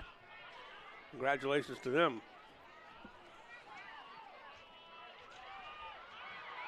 Defense has to hurry. Nice job right there. Good job to turn his hips, too, because he was a little bit behind it. He had to really, in front of it, really, and had to turn his hips quickly to get the ball down the field in almost a straight line. Yeah, there was number 7 for Rummel just waiting.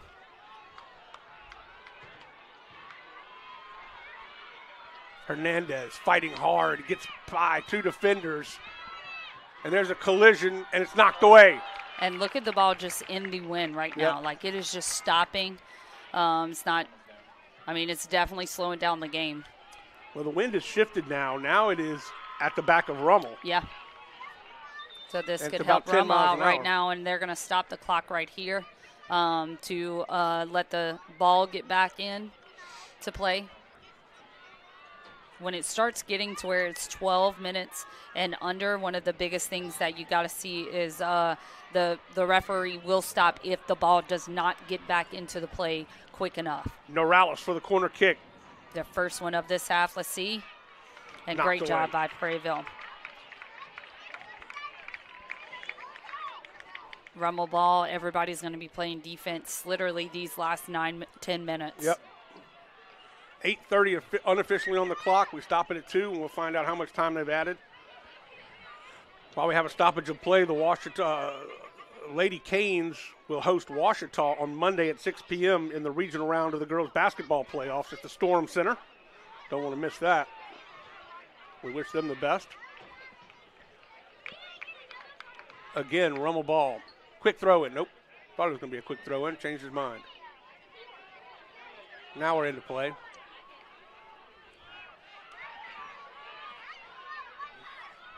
Hernandez splits the defender. Still battling. Using his body is Ayala. And Prairieville needs to be cautious right here. You cannot give up a play inside the box and then a penalty kick. You don't want to remember this game as it going down to penalties. And the referee stopping it again because the ball is out of play, but Prairieville is actually sending 3 new kind of fresh legs into this game.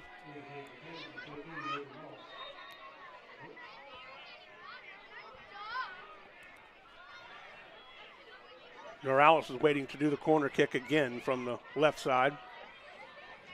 A lot of time being taken here to get these subs in. So that is why we have stopped the clock. Or we haven't, but the official has. Here we go. Corner kick, just tapped it. Yes. Back to Norales. Norales is going to try to take a shot. Now he's going to center it. And they have the wind. Nice job for DeBarros.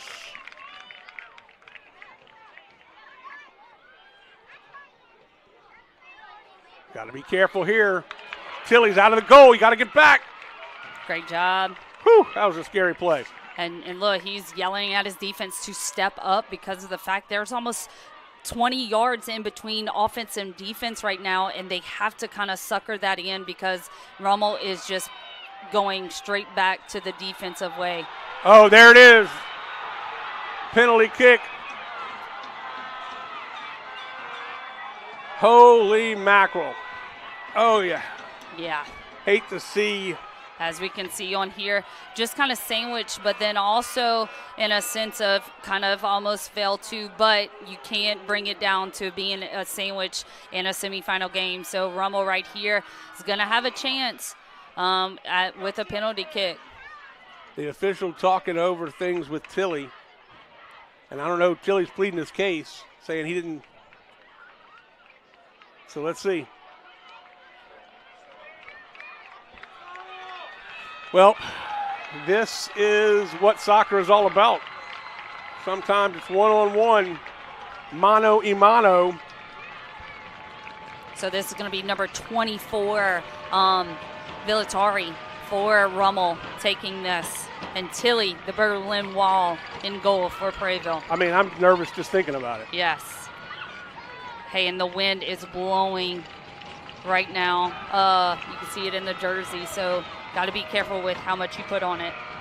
He got it! He managed to stop it! But the play's live. Yes. Holy mackerel. And they score and tie the game. Man, that was oh, man. number 8, courtesy of Vargas. We've been saying his name all night, and that moment is definitely his because he is one of the captains on this team and a senior. He was ready. You know, that's something that Tilly did an amazing job at stopping the PK. Yeah, right. But because of the blockage, number 8 was there, right, as we can see. Beautifully done by reading this, Tilly. But number 8 just outruns and finds the back of the net. What a job for him to find that. Put it in the back of the net. We are at 4 minutes and 17 seconds. We definitely have about 3 minutes probably of extra time. So we'll see if somebody can put it in the goal. Look at the ball. Look at the telling wind. You. Blew it straight backwards. Yeah. That was crazy.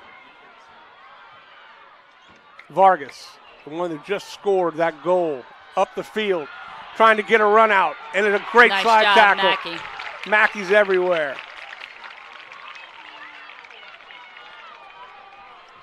As we can see, just beautifully read on this, all ball. Yep. That's what I love right there from Mackey.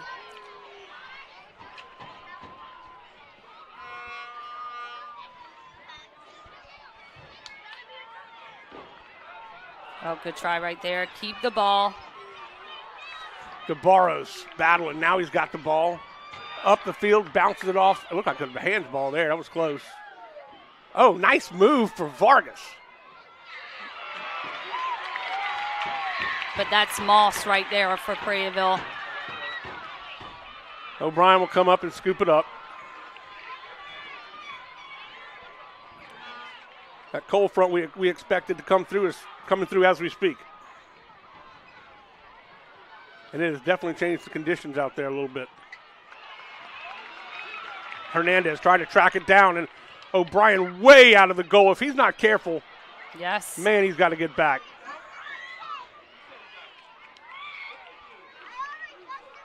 .242 unofficially.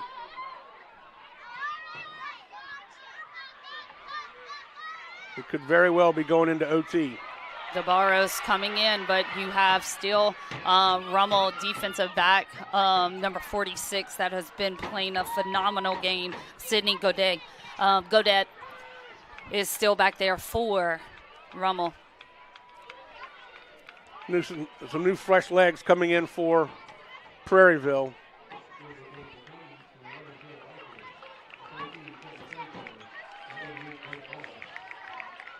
So it looks DeBarros like is coming out. Yeah. And we're stopping the clock now. So remember, the center ref has the official time, which is probably going to be about 5 minutes added on. Yeah, and that we'll see. That the ball just hangs up in the air, in the wind. Nobody there. If he just had another striker there for Eichels. Mm-hmm. And it's going to be a corner. Prairieville can put this away by a simple corner. Look, the wind's blowing so much, corner flag is down right now in that corner. I got to stand up for this, Jim. I got to stand up for all of it. This is a huge kick.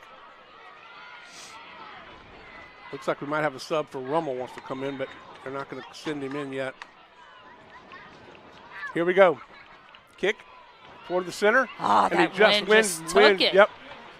Yes. He blew it right out of brutal. the track. If he had started it just a tiny bit. Yep. Remember I said earlier, have your aim at the penalty box. PK kind of right outside. Penalty area is 12 yards from the goal line, so just right past the end zone on the football field.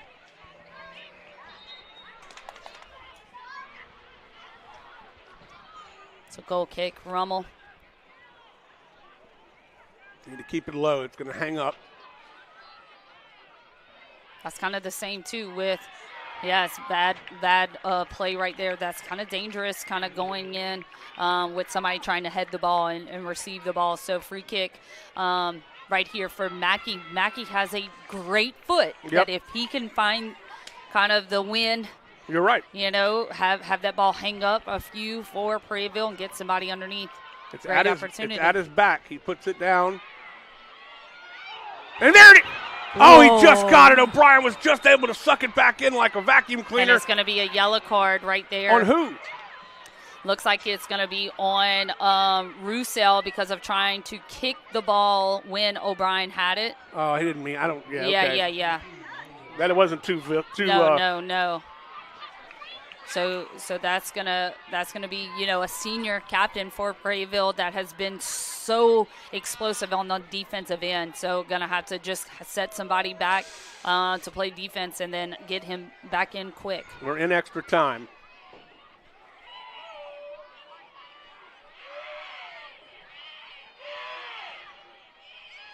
Oh, thought he was going to have an opportunity. Yeah. That was another high kick by Gode. And it will scoot out of bounds. Quick inbounds, not wasting any time. No, definitely have no time to waste now. Rummel ball. Yeah.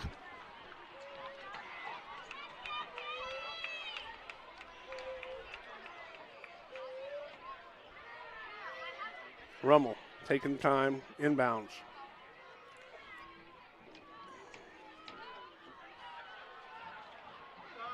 Wind might keep it in play, and it did. Mm-hmm.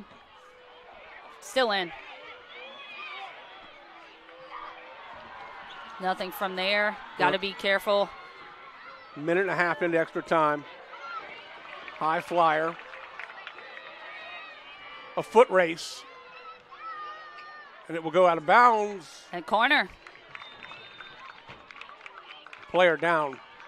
So definitely another stoppage for this, and we're going to wait until the whistle is blown to restart our clock to kind of have an idea.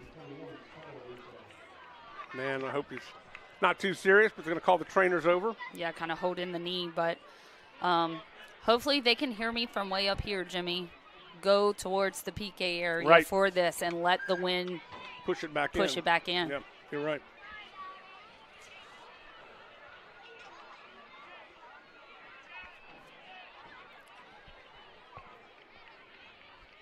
And that looks like Brant Lawless is going to be doing those honors yet again for taking this corner, number 88.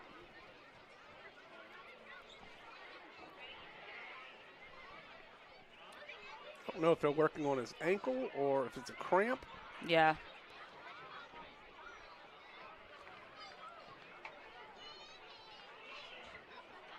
I think he's going to be all right, thankfully. Yeah, and that's number 24. Villatoro. He's been in a lot of action tonight. Yeah, freshman for Rummel. Going off under his own steam, but he's a little bit ginger on that left leg, it looks like.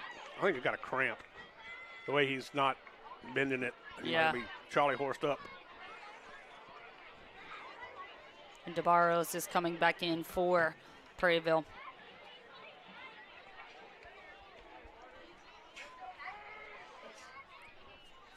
I mean, that win is not playing right now.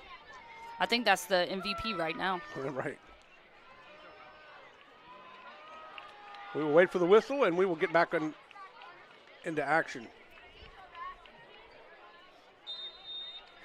Time is restarted. Let's see if he got your vibe. Kind of kept it low, and it's going to have another opportunity to do it again. Yep. Telling you, just like you're saying, you kick it to the PK and then it's going to bend right in. Mm-hmm. And there goes the flag right in his way. Blew down. Look, signs are being tossed My around. goodness, yeah. We got the TRICARE sign loose. Nice job Two to the more. ball girl. Ball girl saved the day. Yeah, we got there. another one way over on the outside of the fence blown away. Yep. It's still going. It's moonwalking. It is. Maybe yeah, somebody but somebody got it. Yeah. It's like, wow. All right, here we go. Bounced off the goalpost. Bounced off the football goalpost. So another goalpost. time, another chance. This will be the third one in a row. He's getting closer, though. He's yes, getting the angle. yes. Look, PK area, it blows in. Yep.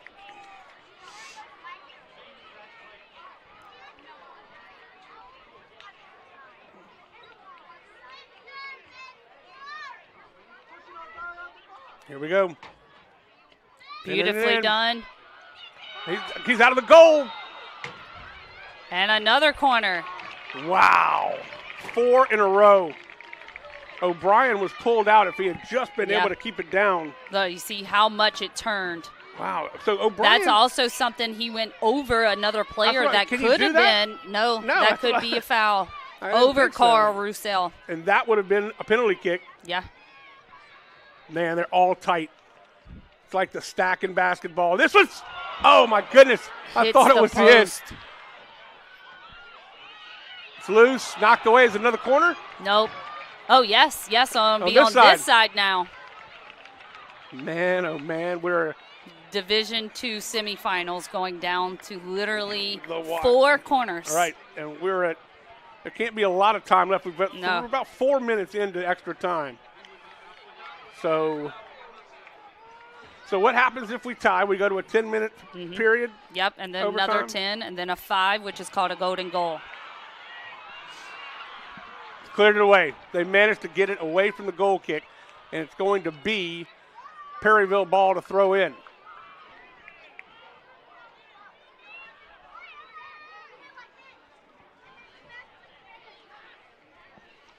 So overtime for soccer, you're going to have 2 10-minute halves being played, then 2 5s, which those are called golden balls. So whoever scores, you don't play the next 5, if that makes sense, and then straight into penalty kicks. Okay, so that makes sense.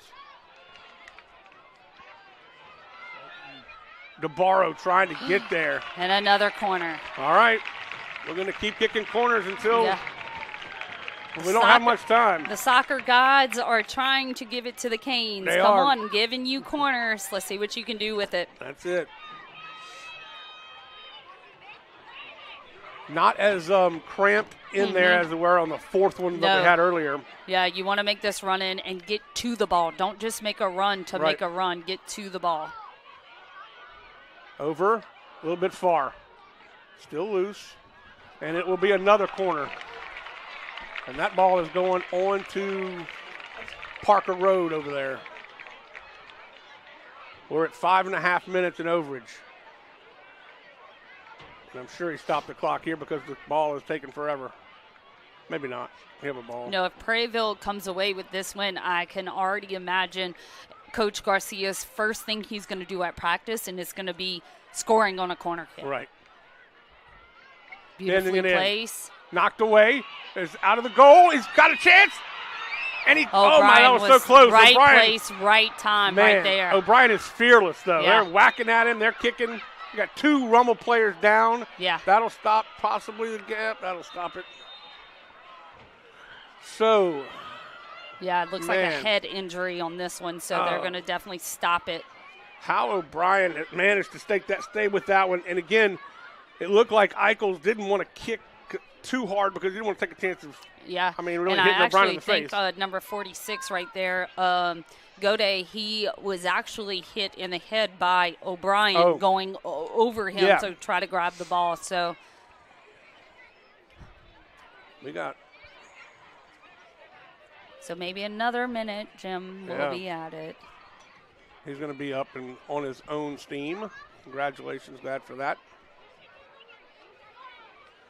Gode has played a tough game tonight.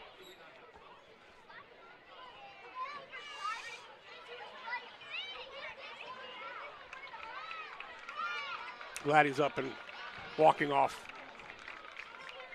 by himself. Shout out Rummel to the big numbers, too, on your jersey. Helps us. Definitely does. Okay, so. This is just called a drop ball, Jimmy, so O'Brien can just pick it up and then punt it. Or waste time. Yep. So Rummel gets it down, almost to midfield, but then comes right back the other way. And Rummel has been playing nothing but defense. That's time. And that is going to be the end of regulation time. 2 halves played. We've got extra time. We've got extra soccer for you as we go to overtime here in the semifinal game. So they will have, it looks like some sort of break in action. Yeah, about 8 minutes, not as much as what you would do for halftime, but yeah, just kind of regain, refocus, things like that. But it's all up to the referee system on what they want. We're going to take a break. We're going to regroup and revisit as the teams will as well. You're watching the Rev Game of the Week. It's tied up. We're going into overtime. Back after this. Chris's Specialty Foods has you covered for tailgating this season. We do all the prep work so you can spend time enjoying your family and friends. Steaks, burgers, sausage, chicken, wild game, and many other great pork options. Our central location is now open on Wax Road behind the Walmart. And the new Highland location serves hot lunches and has a meeting space for your work team. New Orleans and Millerville are rocking as well. It's fast, affordable, and delicious. It's Chris's Specialty Foods. Everybody loves Chris's. BT Chapman and AJ Pickett with Advantage Therapy are honored and excited to team up with Prairieville High School Athletics. At Advantage Therapy, we are dedicated to helping our patients regain the highest possible functional status through one-on-one patient care. Advantage Therapy has spent nearly 2 decades providing both outpatient orthopedic physical therapy and occupational therapy to the people of Ascension and surrounding parishes. From all of us at Advantage Therapy, go Canes! For over 40 years, Bingle has been a trusted name in pest control. Now Bingle Pro Exterminators brings that same expertise and reliability to your home and business. From termites and mosquitoes to roaches, ants, wasps, and wildlife, no pest stands a chance against our professionals.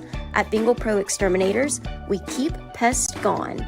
For a free inspection, call 833-GO-BINGLE or visit binglepro.com. Bingle, the official pest control of LSU Athletics. Order like a champ at Raising Cane's. We've got tailgates of hand-battered, cooked-to-order chicken fingers and cane sauce, and jugs of freshly made tea and lemonade. Raising Cane's Chicken Fingers, one love. Yalva's Seafood in Prairieville invites you to dive into a delicious dining experience. Since 2012, Yalva's Seafood has been locally owned and operated, which means meals made from scratch using fresh ingredients. Treat yourself to fresh fried seafood, steaks, and exciting seasonal additions to our menu. Stop in for brunch on Sundays. Enjoy a cold beer while satisfying those taste buds. And of course, there's always something for the little ones, so bring the whole family. Visit Galva's Seafood on Highway 42 in Prairieville. We'll see you soon. Dr. Brian Hollis is Ascension Parish's orthodontist. Dr. Hollis has an excellent reputation for bringing state-of-the-art technology and the highest standard of patient care to Ascension. He attended LSU Dental School, and he completed a residency to become a board-certified specialist in orthodontics. An avid supporter in our community, Dr. Hollis is married to Celeste Pyron Hollis, and they have 4 children. Dr. Hollis, Ascension Parish's orthodontist. Grow up smiling with Hollis Orthodontics. At LRC Baton Rouge, we bring you trusted Motorola communication solutions along with advanced security and surveillance systems. We also specialize in a full range of AV solutions, including our own LRC View video walls that transform spaces with stunning visuals. Whether it's seamless communication, top-tier AV installations, or robust access control, LRC Baton Rouge is your all-in-one technology partner. Miller Safety Consulting is more than a service. They're a partner in protecting your people, your business, and your future. With over 27 years of experience, Jeremy Miller and his board-certified team provide expert safety services in OSHA consultation, legal case support, customized training, and more. They also offer online training courses in leadership, health and safety, and mental health and wellness in the workplace. Visit millersafety.com for more information. REV presents the Action Minute. Here's the Clinical Director of Action Therapy and Wellness, Haley Leindecker. And I'm here to show you some of the services we offer to help get you out of pain and back in action. Dry needling involves inserting thin, sterile needles into trigger points within muscles to release tension, reduce pain, and improve movement. It's highly effective for muscle tightness, chronic pain, and headaches. Joint manipulation. By applying a quick, controlled force to a joint, we can restore mobility, reduce stiffness, and relieve pain. Cupping therapy uses suction cups to increase blood flow, reduce muscle tension, and promote healing. With instrument-assisted soft tissue mobilization, we apply targeted pressure to break down scar tissue and speed up recovery. Action Therapy and Wellness specializes in physical therapy, sports therapy, occupational, and hand therapy. Just remember, no referrals needed. Give us a call today.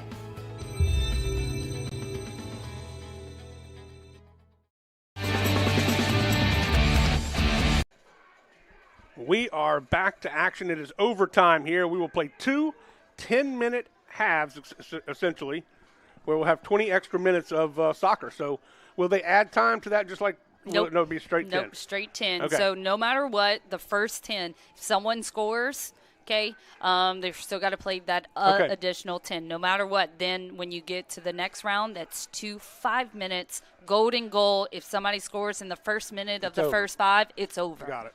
And then into penalty kicks. Well, how did we get here? We got here with a score from Golson, who bounced one long, and it bounced over the head of O'Brien. And then, of course, on the penalty kick, ricochet and the putback for Vargas. And that's how our two goals were scored, all in the second half. And it would not be a semifinal match without it coming down into overtime. Both of these teams really wanted, and we've seen it throughout this game. But that second half, that is something that was really great for both programs of not giving up, as you can see, because a team that goes down 1-0 can be like, oh, well, this is it. But Rummel stayed with it that entire time, got a penalty kick, and then Vargas with the ricochet shot. Beautifully done, too. And then that Golson goal, just wind took it. Literally wind beneath the wings. Yeah, right there. And O'Brien just misjudged it a little bit. Yeah. But he has been all three of the goals. We had 2 goalies for Rummel, and of course Tilley's been in the goal the entire time for Prairieville. They have all been very, very good, and these defenses, as promised, have been almost lights out. Yeah. I mean, we kind of talked about it before the game. Me and you, Jimmy, we said about how it's going to be defensive mindset, and that's exactly it. I'm very proud of both of these programs because it's not a defense, miscues or misplays by any chances besides the penalty kick, things like that. But, I mean, it's been a flawless game by both programs, and both offensive has had great opportunities, just did not capitalize on the small things to get up there. The wind, again, blowing directly into the face now of Prairieville. Yes, definitely calls into where that ball is staying up in the air a little bit longer than it should. Will be hard to judge exactly where to kind of be, where to go camp underneath. Norales up the field. Vargas trying to chase it down, and he can't, but he'll inbound it. I don't know if he'll do it, but somebody's going to do it for Rummel. Yeah, I would want Vargas on that other end because he has the lucky foot right now. Norales will do it, as he has been doing all night, most of the night. This is Vargas. Over to Norales. Centers it. Oh, just got past. Yes. Hernandez. So we're going to have our first corner of overtime, number 1. We had, 4 in a row or 5 in a row? 4 in a row? 5. 4 on one total, side and then 1 on this side. So it must be this side of the field, Jimmy. Yeah, well,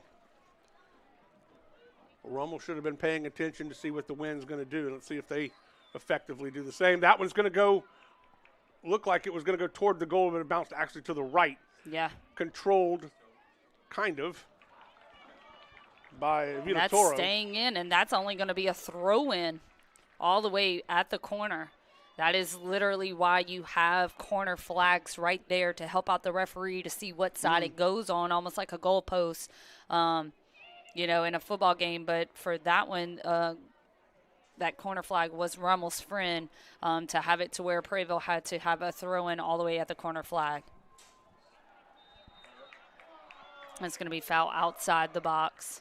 That was Del Cid.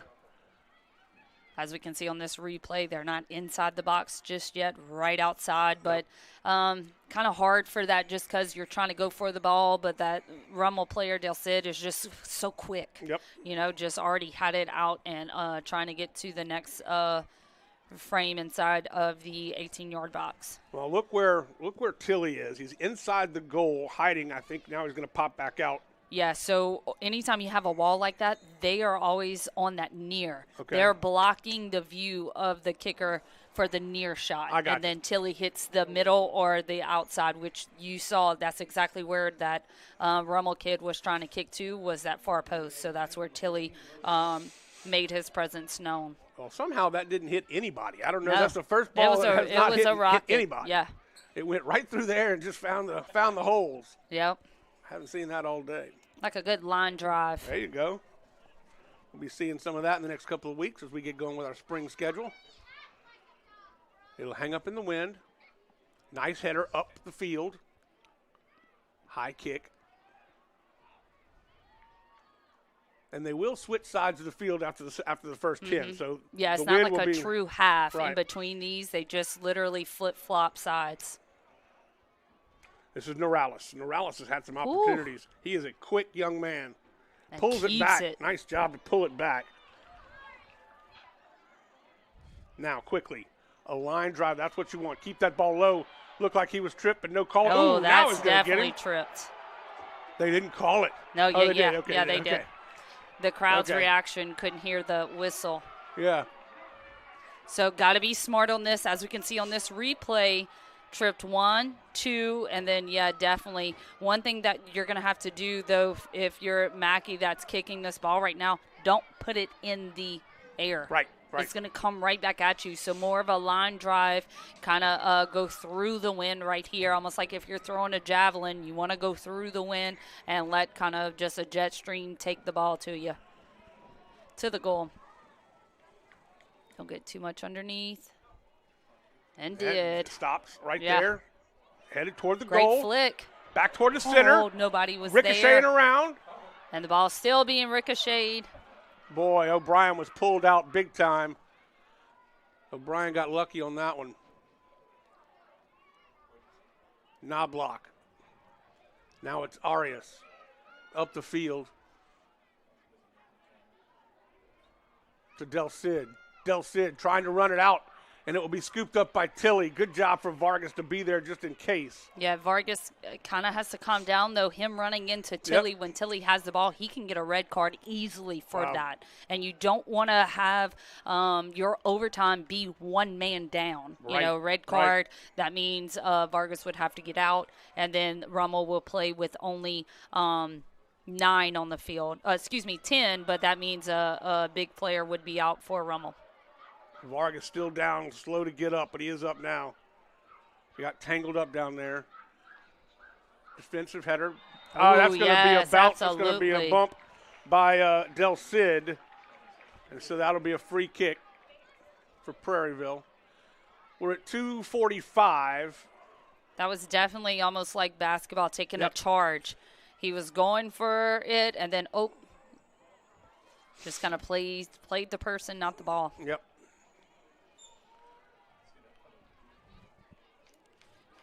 We're at almost already at the 2-minute mark. So these 2 10-minute overtimes goes by very, very quick. Right. Yeah. You're right.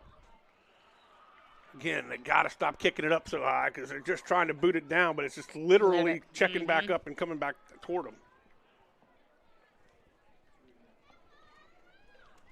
Right at the 2-minute mark. Now, why did they stop the clock? They stopped. Referee just blew the whistle. I'm pretty sure he's either talking to the Prairieville kid that's kind of at the 50-yard line. I think he thought that was a sub, but he's not even coming in, so he's not considered a sub right now. So game is back on. So they must not realize that they've stopped the clock at 2 minutes, but yeah, it's not. They won't add any time. No.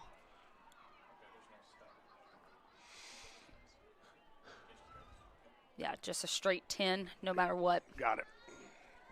Thank gosh, because then it would be like you might almost have to add 7-8 minutes to a 10. Yeah, we might need to get cots up here.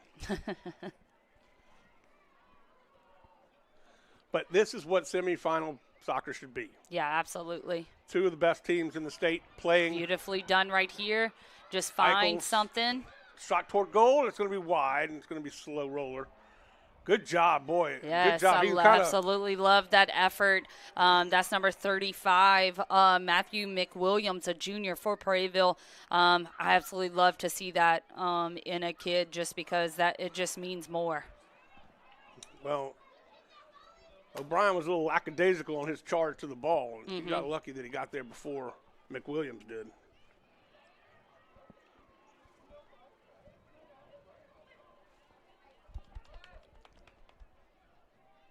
We should be just about wrapping up this first half, or this first period. I don't know, first overtime period, I guess. Yep, OT1. Oh, beautifully done right here. Let's see what if Eichels can get there. Eichels, he is going against the wind right now. You can tell it with his Justin Bieber hair going back right there. Crosses it, and it's cleared. Let's see. Have this opportunity. Take a shot. Oh, he judged it right that time. Good job for O'Brien. Let it bounce right into his chest. That's and the then half. that is the first. That is OT1. the first OT1. So right now, just going to be a simple 1-2 minute. Kind of you go to your coach and then you switch very quickly sides. But right there, I kind of saw it a little bit more standoffish. You know what I mean? Right. Like I don't want to be the one to make a mistake, so we're just going to kind of go through this. So this next 10 minutes, I kind of see both teams going, you know what? We only need one moment, and then it's going to be the whole team going up, together because of you still, let's say you get scored on, you only have maybe, 5 minutes to try to score a goal. But I personally, as a player, former player and a coach, I hated the 5-minute golden goal. Yeah. It's like you can't, you don't have that extra little time, but if anything, in this 10 minutes, that is what I would want to see from these two teams right here. All right. So we are still knotted at 1 apiece going into OT2. It'll be 10 minutes, straight up, straight down the line. And we're back to action right now. The referee has blown his whistle, so they got to get back on the field. Yeah, not much of a chance or opportunity. It's almost like this, Jimmy, baseball mind, it's the bottom of the ninth, 2 outs, you're the pitcher, and you have somebody that's on second that you cannot let them score. So how are they going to fit these 10 minutes into that pressure point, not having big egos, things like that? Right. For Prairieville's defense, don't get too cocky in the box. Yep. Don't let them win this game on an easy PK, even though Tilly saved one. That was Wheels on number 8, Vargas, that had that goal in the second half. And for Rummel, they just need to kind of play compact, exactly what they're doing, because Prairieville is having a hard time finding that outside to create a shot. Because, Jace Golson's shot came from the outside and just shooting. So I'm really excited about this second second overtime, and we'll see what it has in store for us.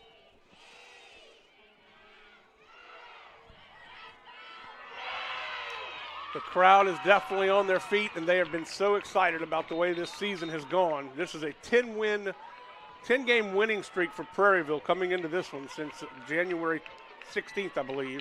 Yeah. Yeah, they lost to Dutchtown in January, and they just went on literally a win hunt, and they lost to Dutchtown, Prairieville on the 6th, 3-0, and haven't lost yet. Pretty good run to close it out, playing your best soccer at the end of the season. And right now they're playing the great soccer here in the semifinals. Oh, yep. That's going to be a call. So they'll free kick it. Hey, wind is your friend right here. Let it help you, as we can see on this replay. Beautifully done like that. Oh, yeah, absolutely. Hands around, kind of brought them down. Let's see what Mackey can do for the Canes with this free kick. Man, if he could bounce it at about the goal line of the football field and then let it bounce in, just like he did the last time, or the Golston did the last time, or the first time. Or if anything, just a flick, too, a header off of a teammate's. That's what he tried to do. And, O'Brien goes up and gets undercut, and he goes down hard. And I think this I mean, honestly, as a goalkeeper running in like that, it's not just the Prairieville guy. O'Brien set himself up for that. As you can see, I think the referee is just kind of stopped it to make sure he was okay. Like, he didn't even run into it. I don't think they hit. I think it was more of like he kind of did that to, kind of protect himself and just kind of went down. He's done that several times tonight where he has gone into the scrum and really kind of got lucky that he didn't get called for a few things. And here's Vargas, the goal scorer for Rummel. He's so fast. He's going to hold the ball up, let his teammates come down with him. One-on-one. Oh, and he gets tripped up. No call. He just lost his footing. Now we've got an opportunity for Eichels. Eichels can outrun the defender, and he can't, and it's knocked out of bounds. I like that option that number 33 for Rummel just did, Miles Hernandez. Simple. Get the ball out because you don't want Eichels to have a one-on-one shot with O'Brien right now and get more of your defense back with you. Eichels and Hernandez have been step for step all night long. Nobody has really been able to get that one step ahead. Yeah. So Prairieville, this is DeBarros with a long throw opportunity for Prairieville. Just got to get something on the other end of it. Header backed out toward the field, and it will be cleared by the defense of Rummel, and it will be Prairieville throwing again.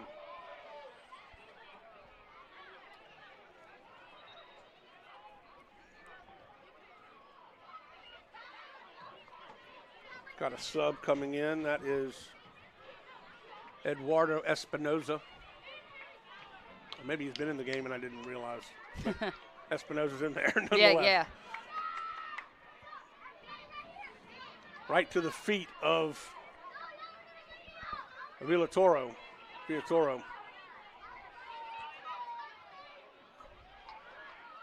Hard shot, trying to get it from the outside. Header right in the middle for Arias. Morales corralled at the shot. I was going to pull it back.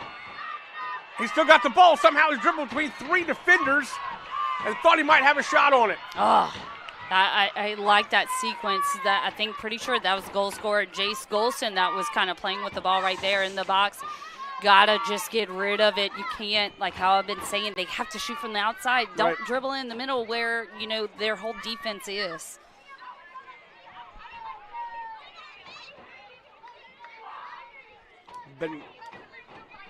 Benegas will put his foot into it now, as he always has done all game long, most of the time anyway. Good header. Kind of overran at that time, and that's Knobloch knocking it out. Yeah, get a breather. Kind of find out where everybody else is, man up to where Prairieville is kind of going in offensively right now. DeBarros directing traffic. This is when there's Coach Garcia telling everybody what they need to be doing.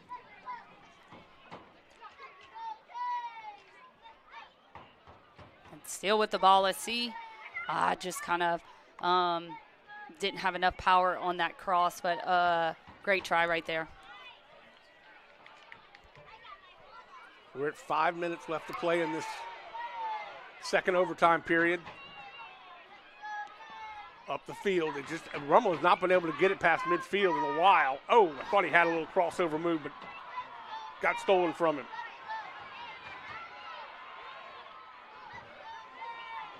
And they have people. There it is. Don't do anything crazy. Just find somebody and get to the ball first. Benegas knocked away by Tilley with his left hand backhanded. The only thing is nobody's there. That's what Prairieville's going to have a problem because of when you're tracking back to defense, that's when those gaps in between where midfield should be because they're too worried about playing defense, going to have to watch out. But he didn't get a handle. I thought he did, but he didn't. A little high. Fooled us from up here.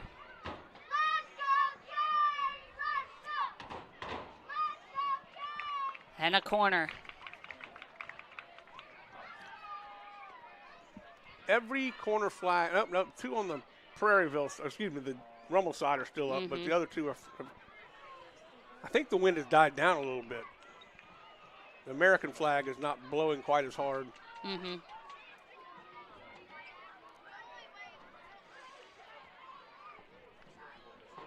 Under 4 minutes now in this second period of overtime. Had to go get that ball a long way. No ball girls or boys around, I guess. Yeah, I don't think they get paid for overtime, so they kind of rolled out. Yeah. Okay. Corner kick knocked away, and it'll be another corner kick, I believe. Yep. So the same sequence on this end as we had earlier. Back-to-back corner kicks. Yeah, there you go, ball boys. There we go. Now we got them moving around. They were. You're right. They lost attention there in the overtime period. Yeah. And I think also, too, for one of the big things that you have to look at, the younger kids that are normally ball girls, they don't have overtimes. Ah, yes. You know what I mean? Yep, they just kind of, whoever. That'll be a throw in. Yeah, for Rummel. So it's kind of a huge difference between the first overtime, and the end of the regulation. Prairieville was all offense, and here's Rummel towards the end of this one having more offense than they've had kind of off game. Hernandez wings it. Goes up high for it and being headed away by the defense of Prairieville. Tipped over to Hernandez. Hernandez dribbles between a couple of defenders and then slips down. And it's a goal kick. Clock ticking at 2:21. Nicely done by Prairieville right here. Let the ball roll itself. Don't have to go through the person. The ball is already rolling. Just kind of defend the ball. You have to be a wall for these few minutes.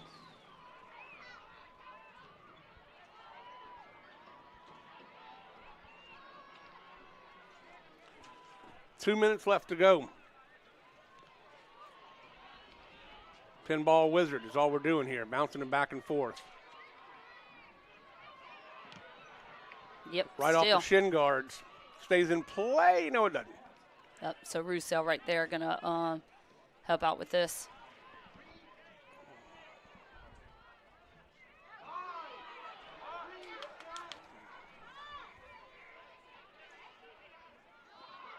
Wow. Eichels has the ball taken away from him.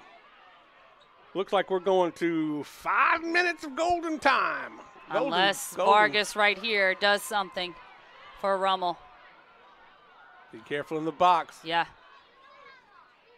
Vargas still with the ball. No. He'll go down hard. Yes, but that is way over there. Does that make sense? Box. That's not inside the box. Right. We're under a minute to play now. And it's just something right here, a lot of the Canes fans are calling for, Academy Award for Vargas right there. What would be called a flop. But honestly, he's playing the ball very well. He set himself up to where, the Prairieville defense was starting to chip at the back of his legs and feet. So, great Oscar, nominated event right there. 20 seconds left. You better kick it. Assuming they didn't stop the clock, but it's in the air. Kicked up high. 10 seconds left unofficially. Rummel still has it on this side. And that should do it. I see. And it does. Nope. That Keeps was going. Yeah, that's the Vuvuzela. Yeah, Vuvuzela. You wanted one. I did. Got me confused. But why is it still going? It could be because of that injury or something like that happening. We'll see how much time he adds on. He's looking at his watch constantly, so it shouldn't be that much longer. You better hurry. He's going to call it. 32 seconds overtime. It's up. Nope, better do it again. Well, that's it. Nope, that's it. That's it. So now we're going to the 5-minute golden goal. If anybody gets anything in the first 5, see, it could go in the first minute. It's done. Game over. Kind of type thing, but 2 little 5s. I don't feel like this one's going to go like that. I feel like we're going to penalty kicks. Absolutely. I mean, it's the going only thing. I think we're going to it. So we have 10 penalty kicks each? 5. We start with 5, and then we go from, let's say, 3 on one side misses it, 3 on the other. Then you hit up another 5, but it goes like 6, 7, 8. Like you can win it with going to the 8th player. You got to have at least 3 more than the other team. You have 3 more than the other team. Well, if you think about it, best of 5 is what? Out of 3. 3 to 2. Does that make sense? Yeah, I guess. Yeah. Sure. I get it. You want to take a quick break? We'll take a quick break. That'll be great. We'll be back right after this. We're going into overtime number 3. Back after this on the Rev Game of the Week.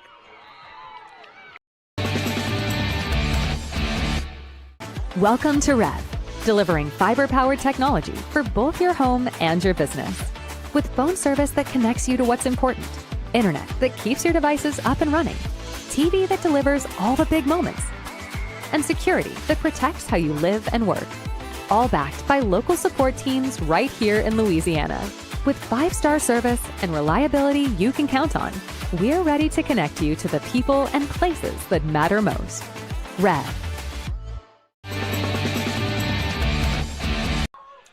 All right, let's recap things here a little bit. We had our first goal in the second half by Jace Colson. He bounced it up and over O'Brien's head, went into the back of the net. Then on a penalty kick, that was the only goal that Prairieville has scored in the game. Then the only goal that Rummel has scored was on a ricochet off a penalty kick that Vargas put in, no problem, and that's how we stand 1-1. We've gone through 2 overtime periods of 10 minutes each. Now we're headed into a 5-minute overtime period that the first team that scores wins. Yes, golden goal. Got so look at you already learning so much in your first overtime visit And it is in my the first semifinal. overtime. Yes. Yeah, so golden goal just means that Prairieville can come out in the first minute, score a goal, game's over. Or Rummel can come out 2 minutes, score a goal. They do not finish the 5, just kind of go from there. But, I mean, I'm just looking back at from the beginning of the games when we started with the keys to victory. You know what I mean? Rummel keeping possession, defend set pieces, and win 50-50 balls. You know, they, to me, have done 2 of that 3 and been dominant in this last portion of this game offensively. And for Prairieville, set pieces, they had so many opportunities. The 5 corners at the end of the regulation. And then positioning. They're getting up there and giving each other enough. The only thing is they're going too much in the middle. Got to find the outside. And then press. They are definitely putting a lot of pressure on Rummel throughout this entire game. So very excited. Absolutely love the 5-minute golden goal opportunities. You're going to see a very fast pace from both of these teams in these 2 5 minutes. The winner of this game plays for a state championship against either St. Thomas More or Turlings Catholic on Friday night at 7:30 at Strawberry Stadium in Hammond at SLU. So, you know, the way this game has gone, you hate for any team to lose. It's just everybody's been playing so hard. Such a great season for everybody. 24-3 on the year is Prairieville. That's amazing. They only lost to Bossier, Benton, and Livonia. Rummel, the 8th seed, knocks off the number 1 seeded Holy Cross Tigers. They were 26-5, 26 losses and 5. So they had a good season. Obviously, they had a good season. They're in the semifinals. But it's been a remarkable regular season for Prairieville and Coach Garcia in just the second year of the program. Yeah, I can definitely see, too, the Rummel, how they're playing. You know, tonight I now see how they got over Holy Cross on Monday. They are just all around great at playing together. And that's exactly what we're seeing, you know, in this game. But Prairieville not stopping. Their offensive threat right now. The ball has been in the air already in the first 30 seconds. That was nothing, no call, no anything, because he was all ground. That was Vargas jumping up higher, so great job right there by defensive back Mackey. Quick correction, they lost to Dutchtown, not Livonia. Anyway. I'm proud of you for figuring that out. I almost said Dutchtown, but I was letting you Livonia was their first win after the Dutchtown loss, Mm-hmm. and my eyeballs didn't work quite right. Oh, unlucky right there for Brent Lawless, just kind of going off the back.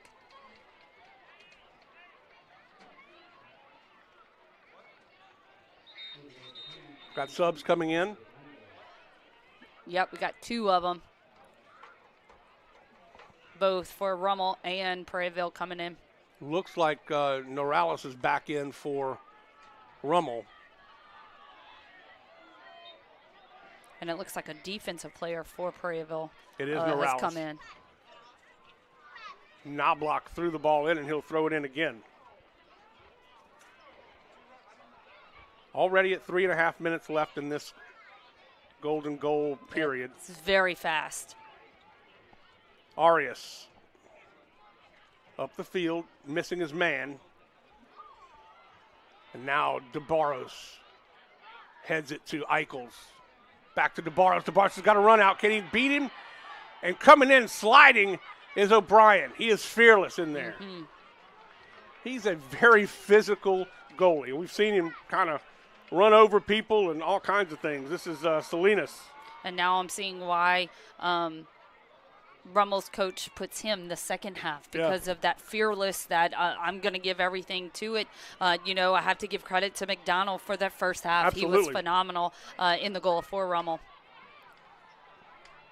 Villatoro centers it. Nice header. Back out away from the goal. This is Salinas losing the ball, and it'll go out of bounds. And it's going to be Prairieville. Yep. Nice job. Off the toe of Salinas.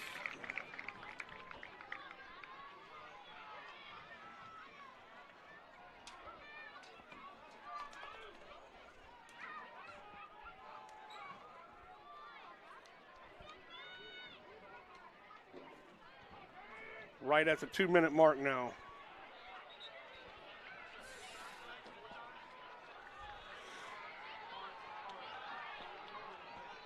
Rummel will inbound. It'll be Knobloch.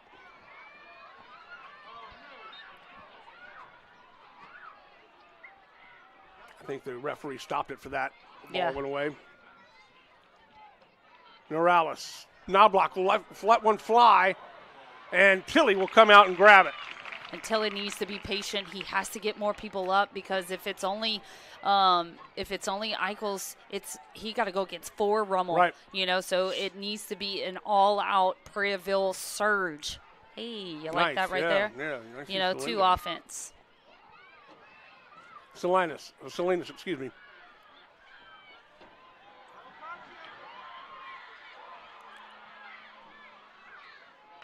And then Morales had a little shot, but defense didn't right quite now get there. needs to make a run up, but they are slow at recognizing that they need to come all together to play offense. We have an opportunity coming up is Hernandez.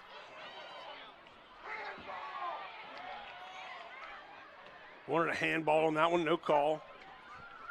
That was a shot, trying to sneak it by the defenders. Got to play defense on them. Don't let them. Norales shot toward goal. Just wide, barely wide right. Oh, he just you missed had it. 19 waiting patiently right there. Salinas, yep. Yeah, Salinas. I mean, this was beautifully done. Just outworked and outplayed defense. And, oh, man. Half a second too late.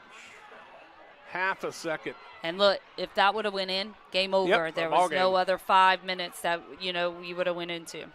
Mackey, who's done it all night long, sends it high and long. We're right at 2 minutes right now. We'll probably have 10 seconds more, maybe 20. Nope, that's it. All right, so here's how it's going to go. They're just flipping sides. That's it. There is not going to the sidelines. You just flip side, straight 5. Man, oh man, oh man. Well, they're going into overtime period number 4. We had 2 10-minute periods. Now we've got 2 5-minute periods. If somebody scores, it's over. Crazy, and if huh? not, we're going to penalty kicks, and that's about as exciting as it gets. Yeah, something that is just exciting about this is the fact that this is literally the point of exhaustion for people. No doubt. No doubt. I mean, they played, 40 minutes one half, 40 minutes another, then a 20, now, a 25. Now, what do you have for 5 for your program? To go to the state championship game next Friday at 7:30. Which you've been working on since the summer. That's right. This defense for Prairieville has been exceptional all season long. We'll have to see if the offense can come alive. Of course, we know they can score. They scored 15 goals in the first 2 playoff games in bi-district and regional round. Right. Not the same caliber of team as Rummel is, I can promise you that. Right. And something that's just really cool is last year, both of these teams meeting up in the regional round, it's 2-3, and look at it 1-1, what a difference a year has made. But so exciting to see both these programs, just keep meeting and keep having phenomenal games like this being played.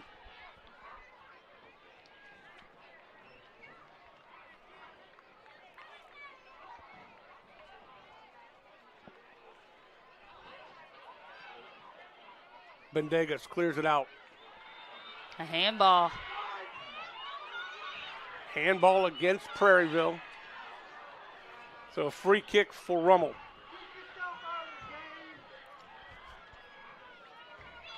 Benegas will kick it.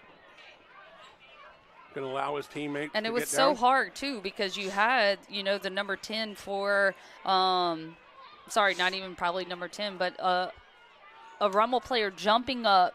You couldn't see the ball, and then Lawless just kind of probably closed his eyes and hoped that it didn't hit him in the face, and then couldn't even see it. Stolen away from Knobloch.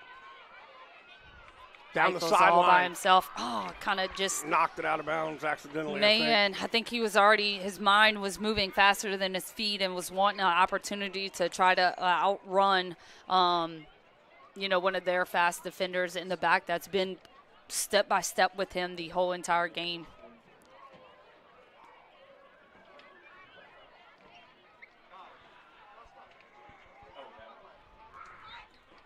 .252 and the clock ticks. Booted high with the wind aided. Eichels, nope, it's going to bounce right into the arms of O'Brien. A rollout. Arias flicks it. Norales out of bounds.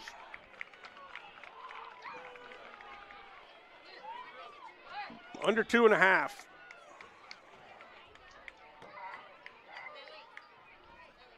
Cleared by the Rummel defense. Up the field to Vargas. Vargas puts on the Jets. Slide tackle out of bounds. Nice job defensively. I love this because he's getting too close to the 18-yard box. You want that to just be, maybe a free kick outside that far. So great job by that Prairieville Hurricane for kind of realizing that. Under 2 minutes to play. This ball is going to stay in bounds because of the wind. Vargas. Got 3 defenders around him. Nobody really red jersey. Ball is out. It's Prairieville's ball.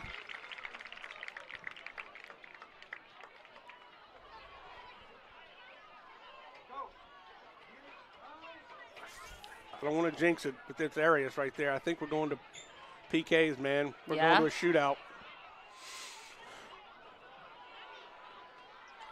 Norales over to Alea.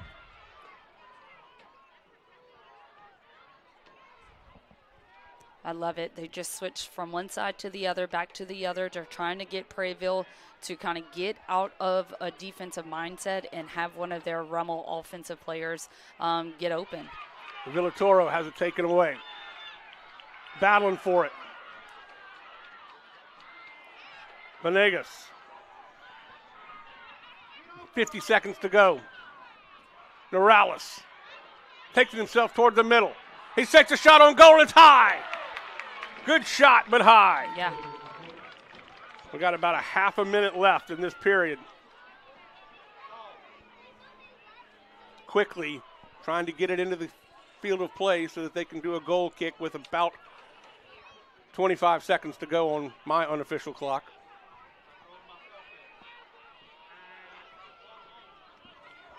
This is everything we thought it would be and more. We didn't expect it was going to be quite this tight, but my goodness, it has been a great soccer match here in the semifinals. Here's a chance.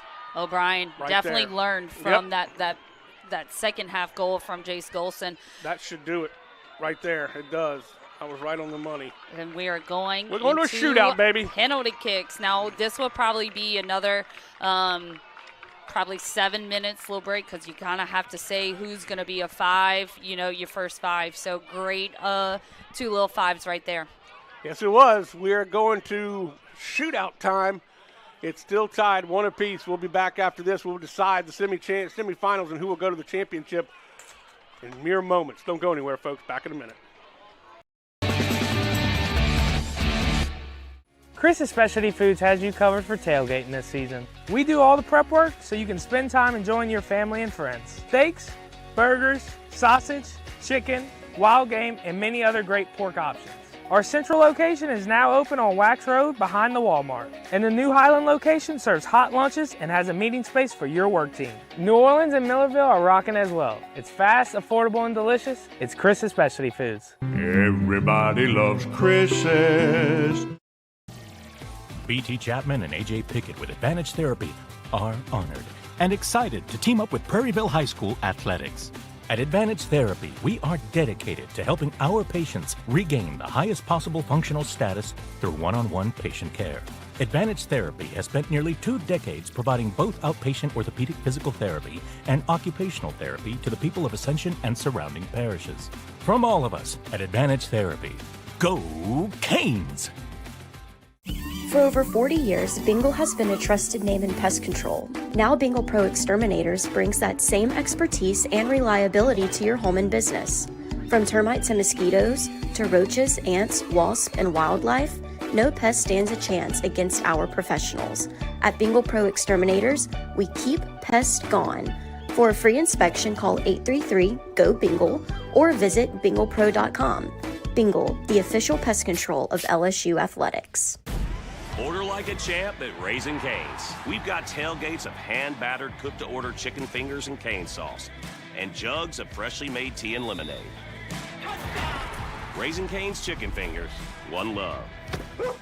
Yalva's Seafood in Prairieville invites you to dive into a delicious dining experience. Since 2012, Yalva's Seafood has been locally owned and operated, which means meals made from scratch using fresh ingredients. Treat yourself to fresh fried seafood, steaks, and exciting seasonal additions to our menu. Stop in for brunch on Sundays. Enjoy a cold beer while satisfying those taste buds. And of course, there's always something for the little ones, so bring the whole family. Visit Galva's Seafood on Highway 42 in Prairieville. We'll see you soon.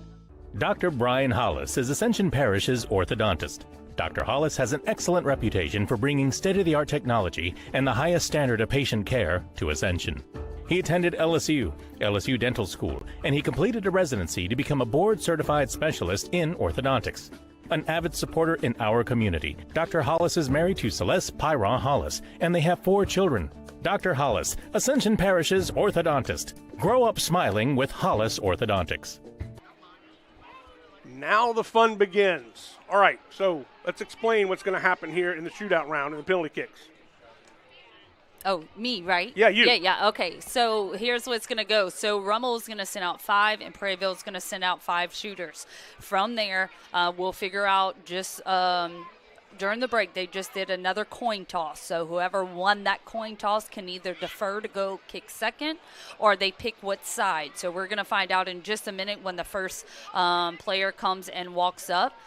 So let's say it's Prairieville. Prairieville player will go up, walk up to the PK, and go against Rummel's goalkeeper. Now look, we've seen both McDonald and O'Brien tonight, so either one is qualified to play goalkeeper in the PK shootout. Tilly was our only goalkeeper, so he's going to be Prairieville. So and they're it looks like coming. they're going to shoot first. It looks like Rummel's going to shoot first. Tilly looks like he's headed to the goal. Yeah, well, but I could be wrong. Yeah, because Rummel goalkeeper's not out there just yet, so we'll find both out. Both of them are coming out. So McDonald that's why I'm saying O'Brien. they both played, so they both have the opportunity. I got you. I see what you're saying. If any player can kick, a PK, but the biggest thing is they had to at least played a minute. I got you. In the regular part of season, the game. part Yeah. of the game. Got it. Okay. So what's the strategy here? How do you So strategy is, all right, as a goalkeeper, you want to try to guess what side the kicker is going to go. So you can kind of see them when they're walking up, seeing how they position themselves after they place the ball on the ground. One of the biggest things as a shooter, you don't want to give away the spot that you're going to go to. If you look at it a little too long, they're looking at any little cues that you might give out. And it looks like Prairieville will be shooting first because that is O'Brien getting ready. Right. Now, as a goalkeeper, they cannot pass the line. Their feet has to stay around the line area. So that is kind of really, really big for them. So Prairieville will be shooting first. And we'll get you that number and who is taking each shot. as best we can? It looks like number 8, Tripodi. Junior. So Cohen will have a first opportunity, it appears. So for some reason, the head referee or head official went over and talked things over with Coach Pice for Rummel. I'm not sure. Somebody else is coming out on the field. That's Arias. Yeah.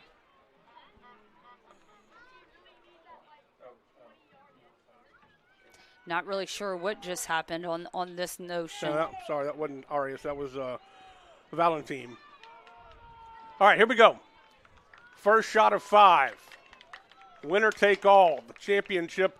I mean, the crowd is hushed just because of the pure enormity of this moment. Yeah. The winner of this, a shootout for penalty kicks, goes to the state championship game. Here we go. First kick is in for the score. He ripped it. Very One nice. for Prairieville. So, as we can see, O'Brien went opposite way. Does that make sense Yep. than what Tripodi just did? And one thing I loved about Tripodi's kick, upper 90, that is very hard. So, look, we can see on this replay, beautifully done. Guess the right way. Correct. But when you place it up like that, very hard for a goalkeeper. One of my biggest things that I've always said, this is a goalkeeper nightmare or best moment of opportunity by just picking the right place. Vargas will do the honors. The first kick, and of course Tilly in the goal. It is 2-1. Scores don't matter. So the first one in, Vargas finds the back of the net too. So we We're call tied. that just a 1-1 right now. So 1-1. we don't even think about what happened regular. Got it. It's 1-1 in PKs. Because like on LHSA, it's going to show 1-1, and then it's going to say PK Rummel, PK. Got it. Like, does that make sense? Yes. So. This is Mackey right here. Yeah, you're right, Joe. And now he's going against McDonald. 2 senior goalkeepers, and could be their last game, Jimmy. You know what I mean? Give them both the opportunities. But here is Joel Mackey for Prairieville. He's got a big leg. He finds it, faked him out, went left instead of right, and it's 2-1. Beautiful shot. Beautiful upper 90, never fails. I love that. I mean, it's got to be a sinking feeling for the goalie. Yeah. To not, I mean, you're literally in there by yourself. The goal is what? 8 yards cross? Yep.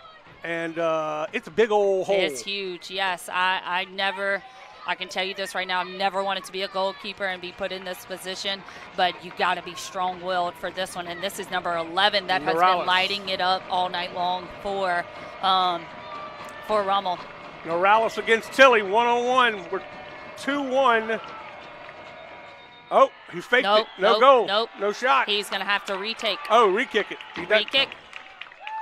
So because he faked it a little bit? Or No, it's going to be I don't know if he's talking to Tilly about moving up or anything else, but now here's the biggest thing. Tilly just seen where he goes. Is he going to change it? That's what's big. He's dancing around. And he sneaks it in. Same exact place, just a little bit more on it, so we are tied right here, 2-2. Hits off the inside of the post. Who is going to make the first mistake? That's the question. If we're tied 5-5, we will go to 5 more, correct?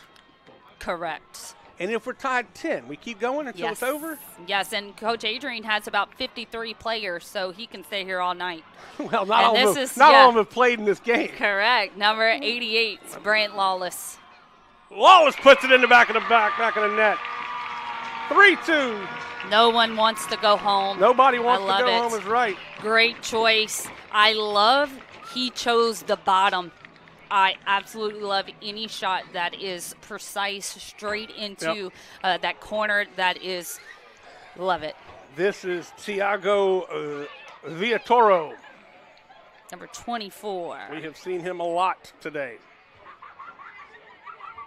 The crowd is fired up. They're swinging their shirts around.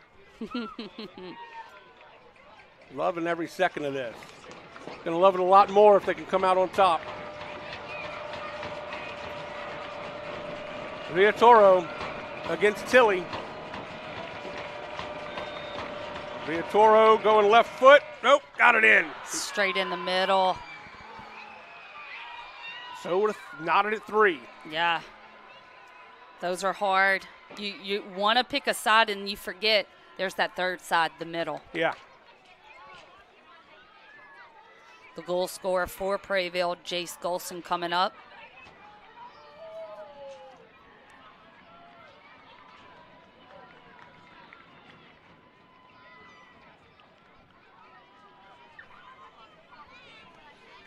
All right, Golson. Can't flinch here, buddy. Going against McDonald. He got it. 90. Again. Beautiful. Beautiful, beautiful choice. These teams have practiced this. Yes.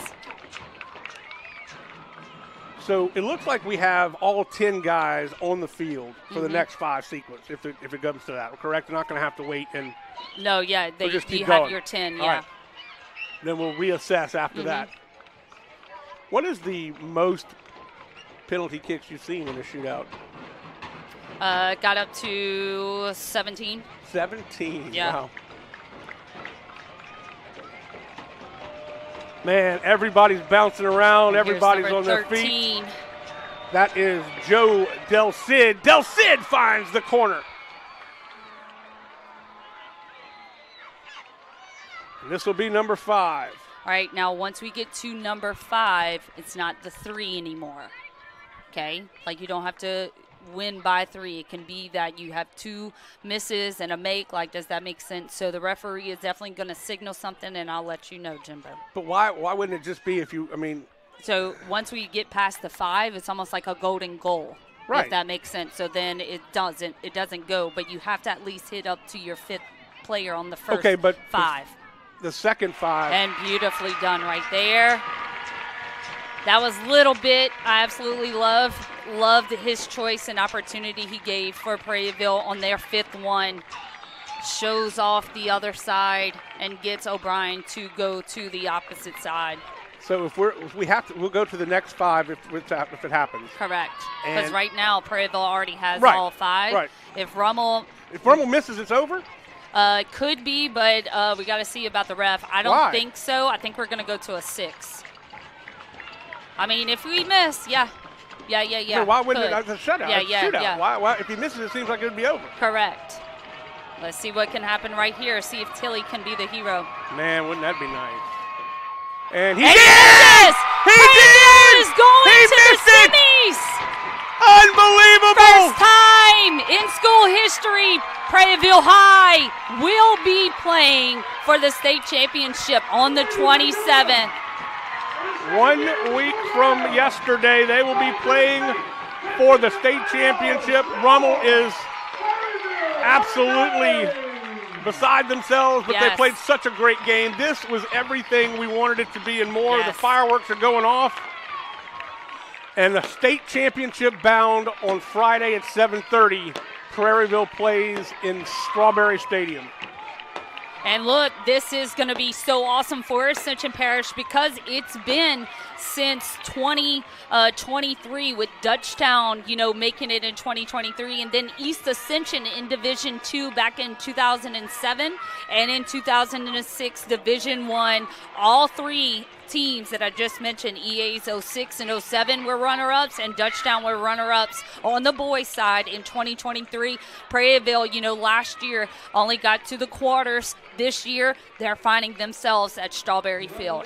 Unbelievable. Congratulations to both of these teams, but really congratulations to the Prairieville Hurricanes for winning this game after 4 overtime periods in a shootout on the last kick of the game, the last kick of the first 5, and they will win it and go to the state championship. Well, it's been exciting for us. What a great game it has been.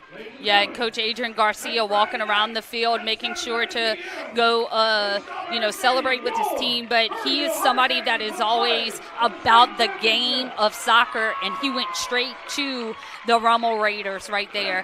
And really cool thing right there, that was actually Cameron Manchester from Santa Maria going up to his old coach. This is not just a Prairieville victory. This is a victory for Ascension Parish and for soccer in general. Awesome job by the Prairieville Hurricanes tonight.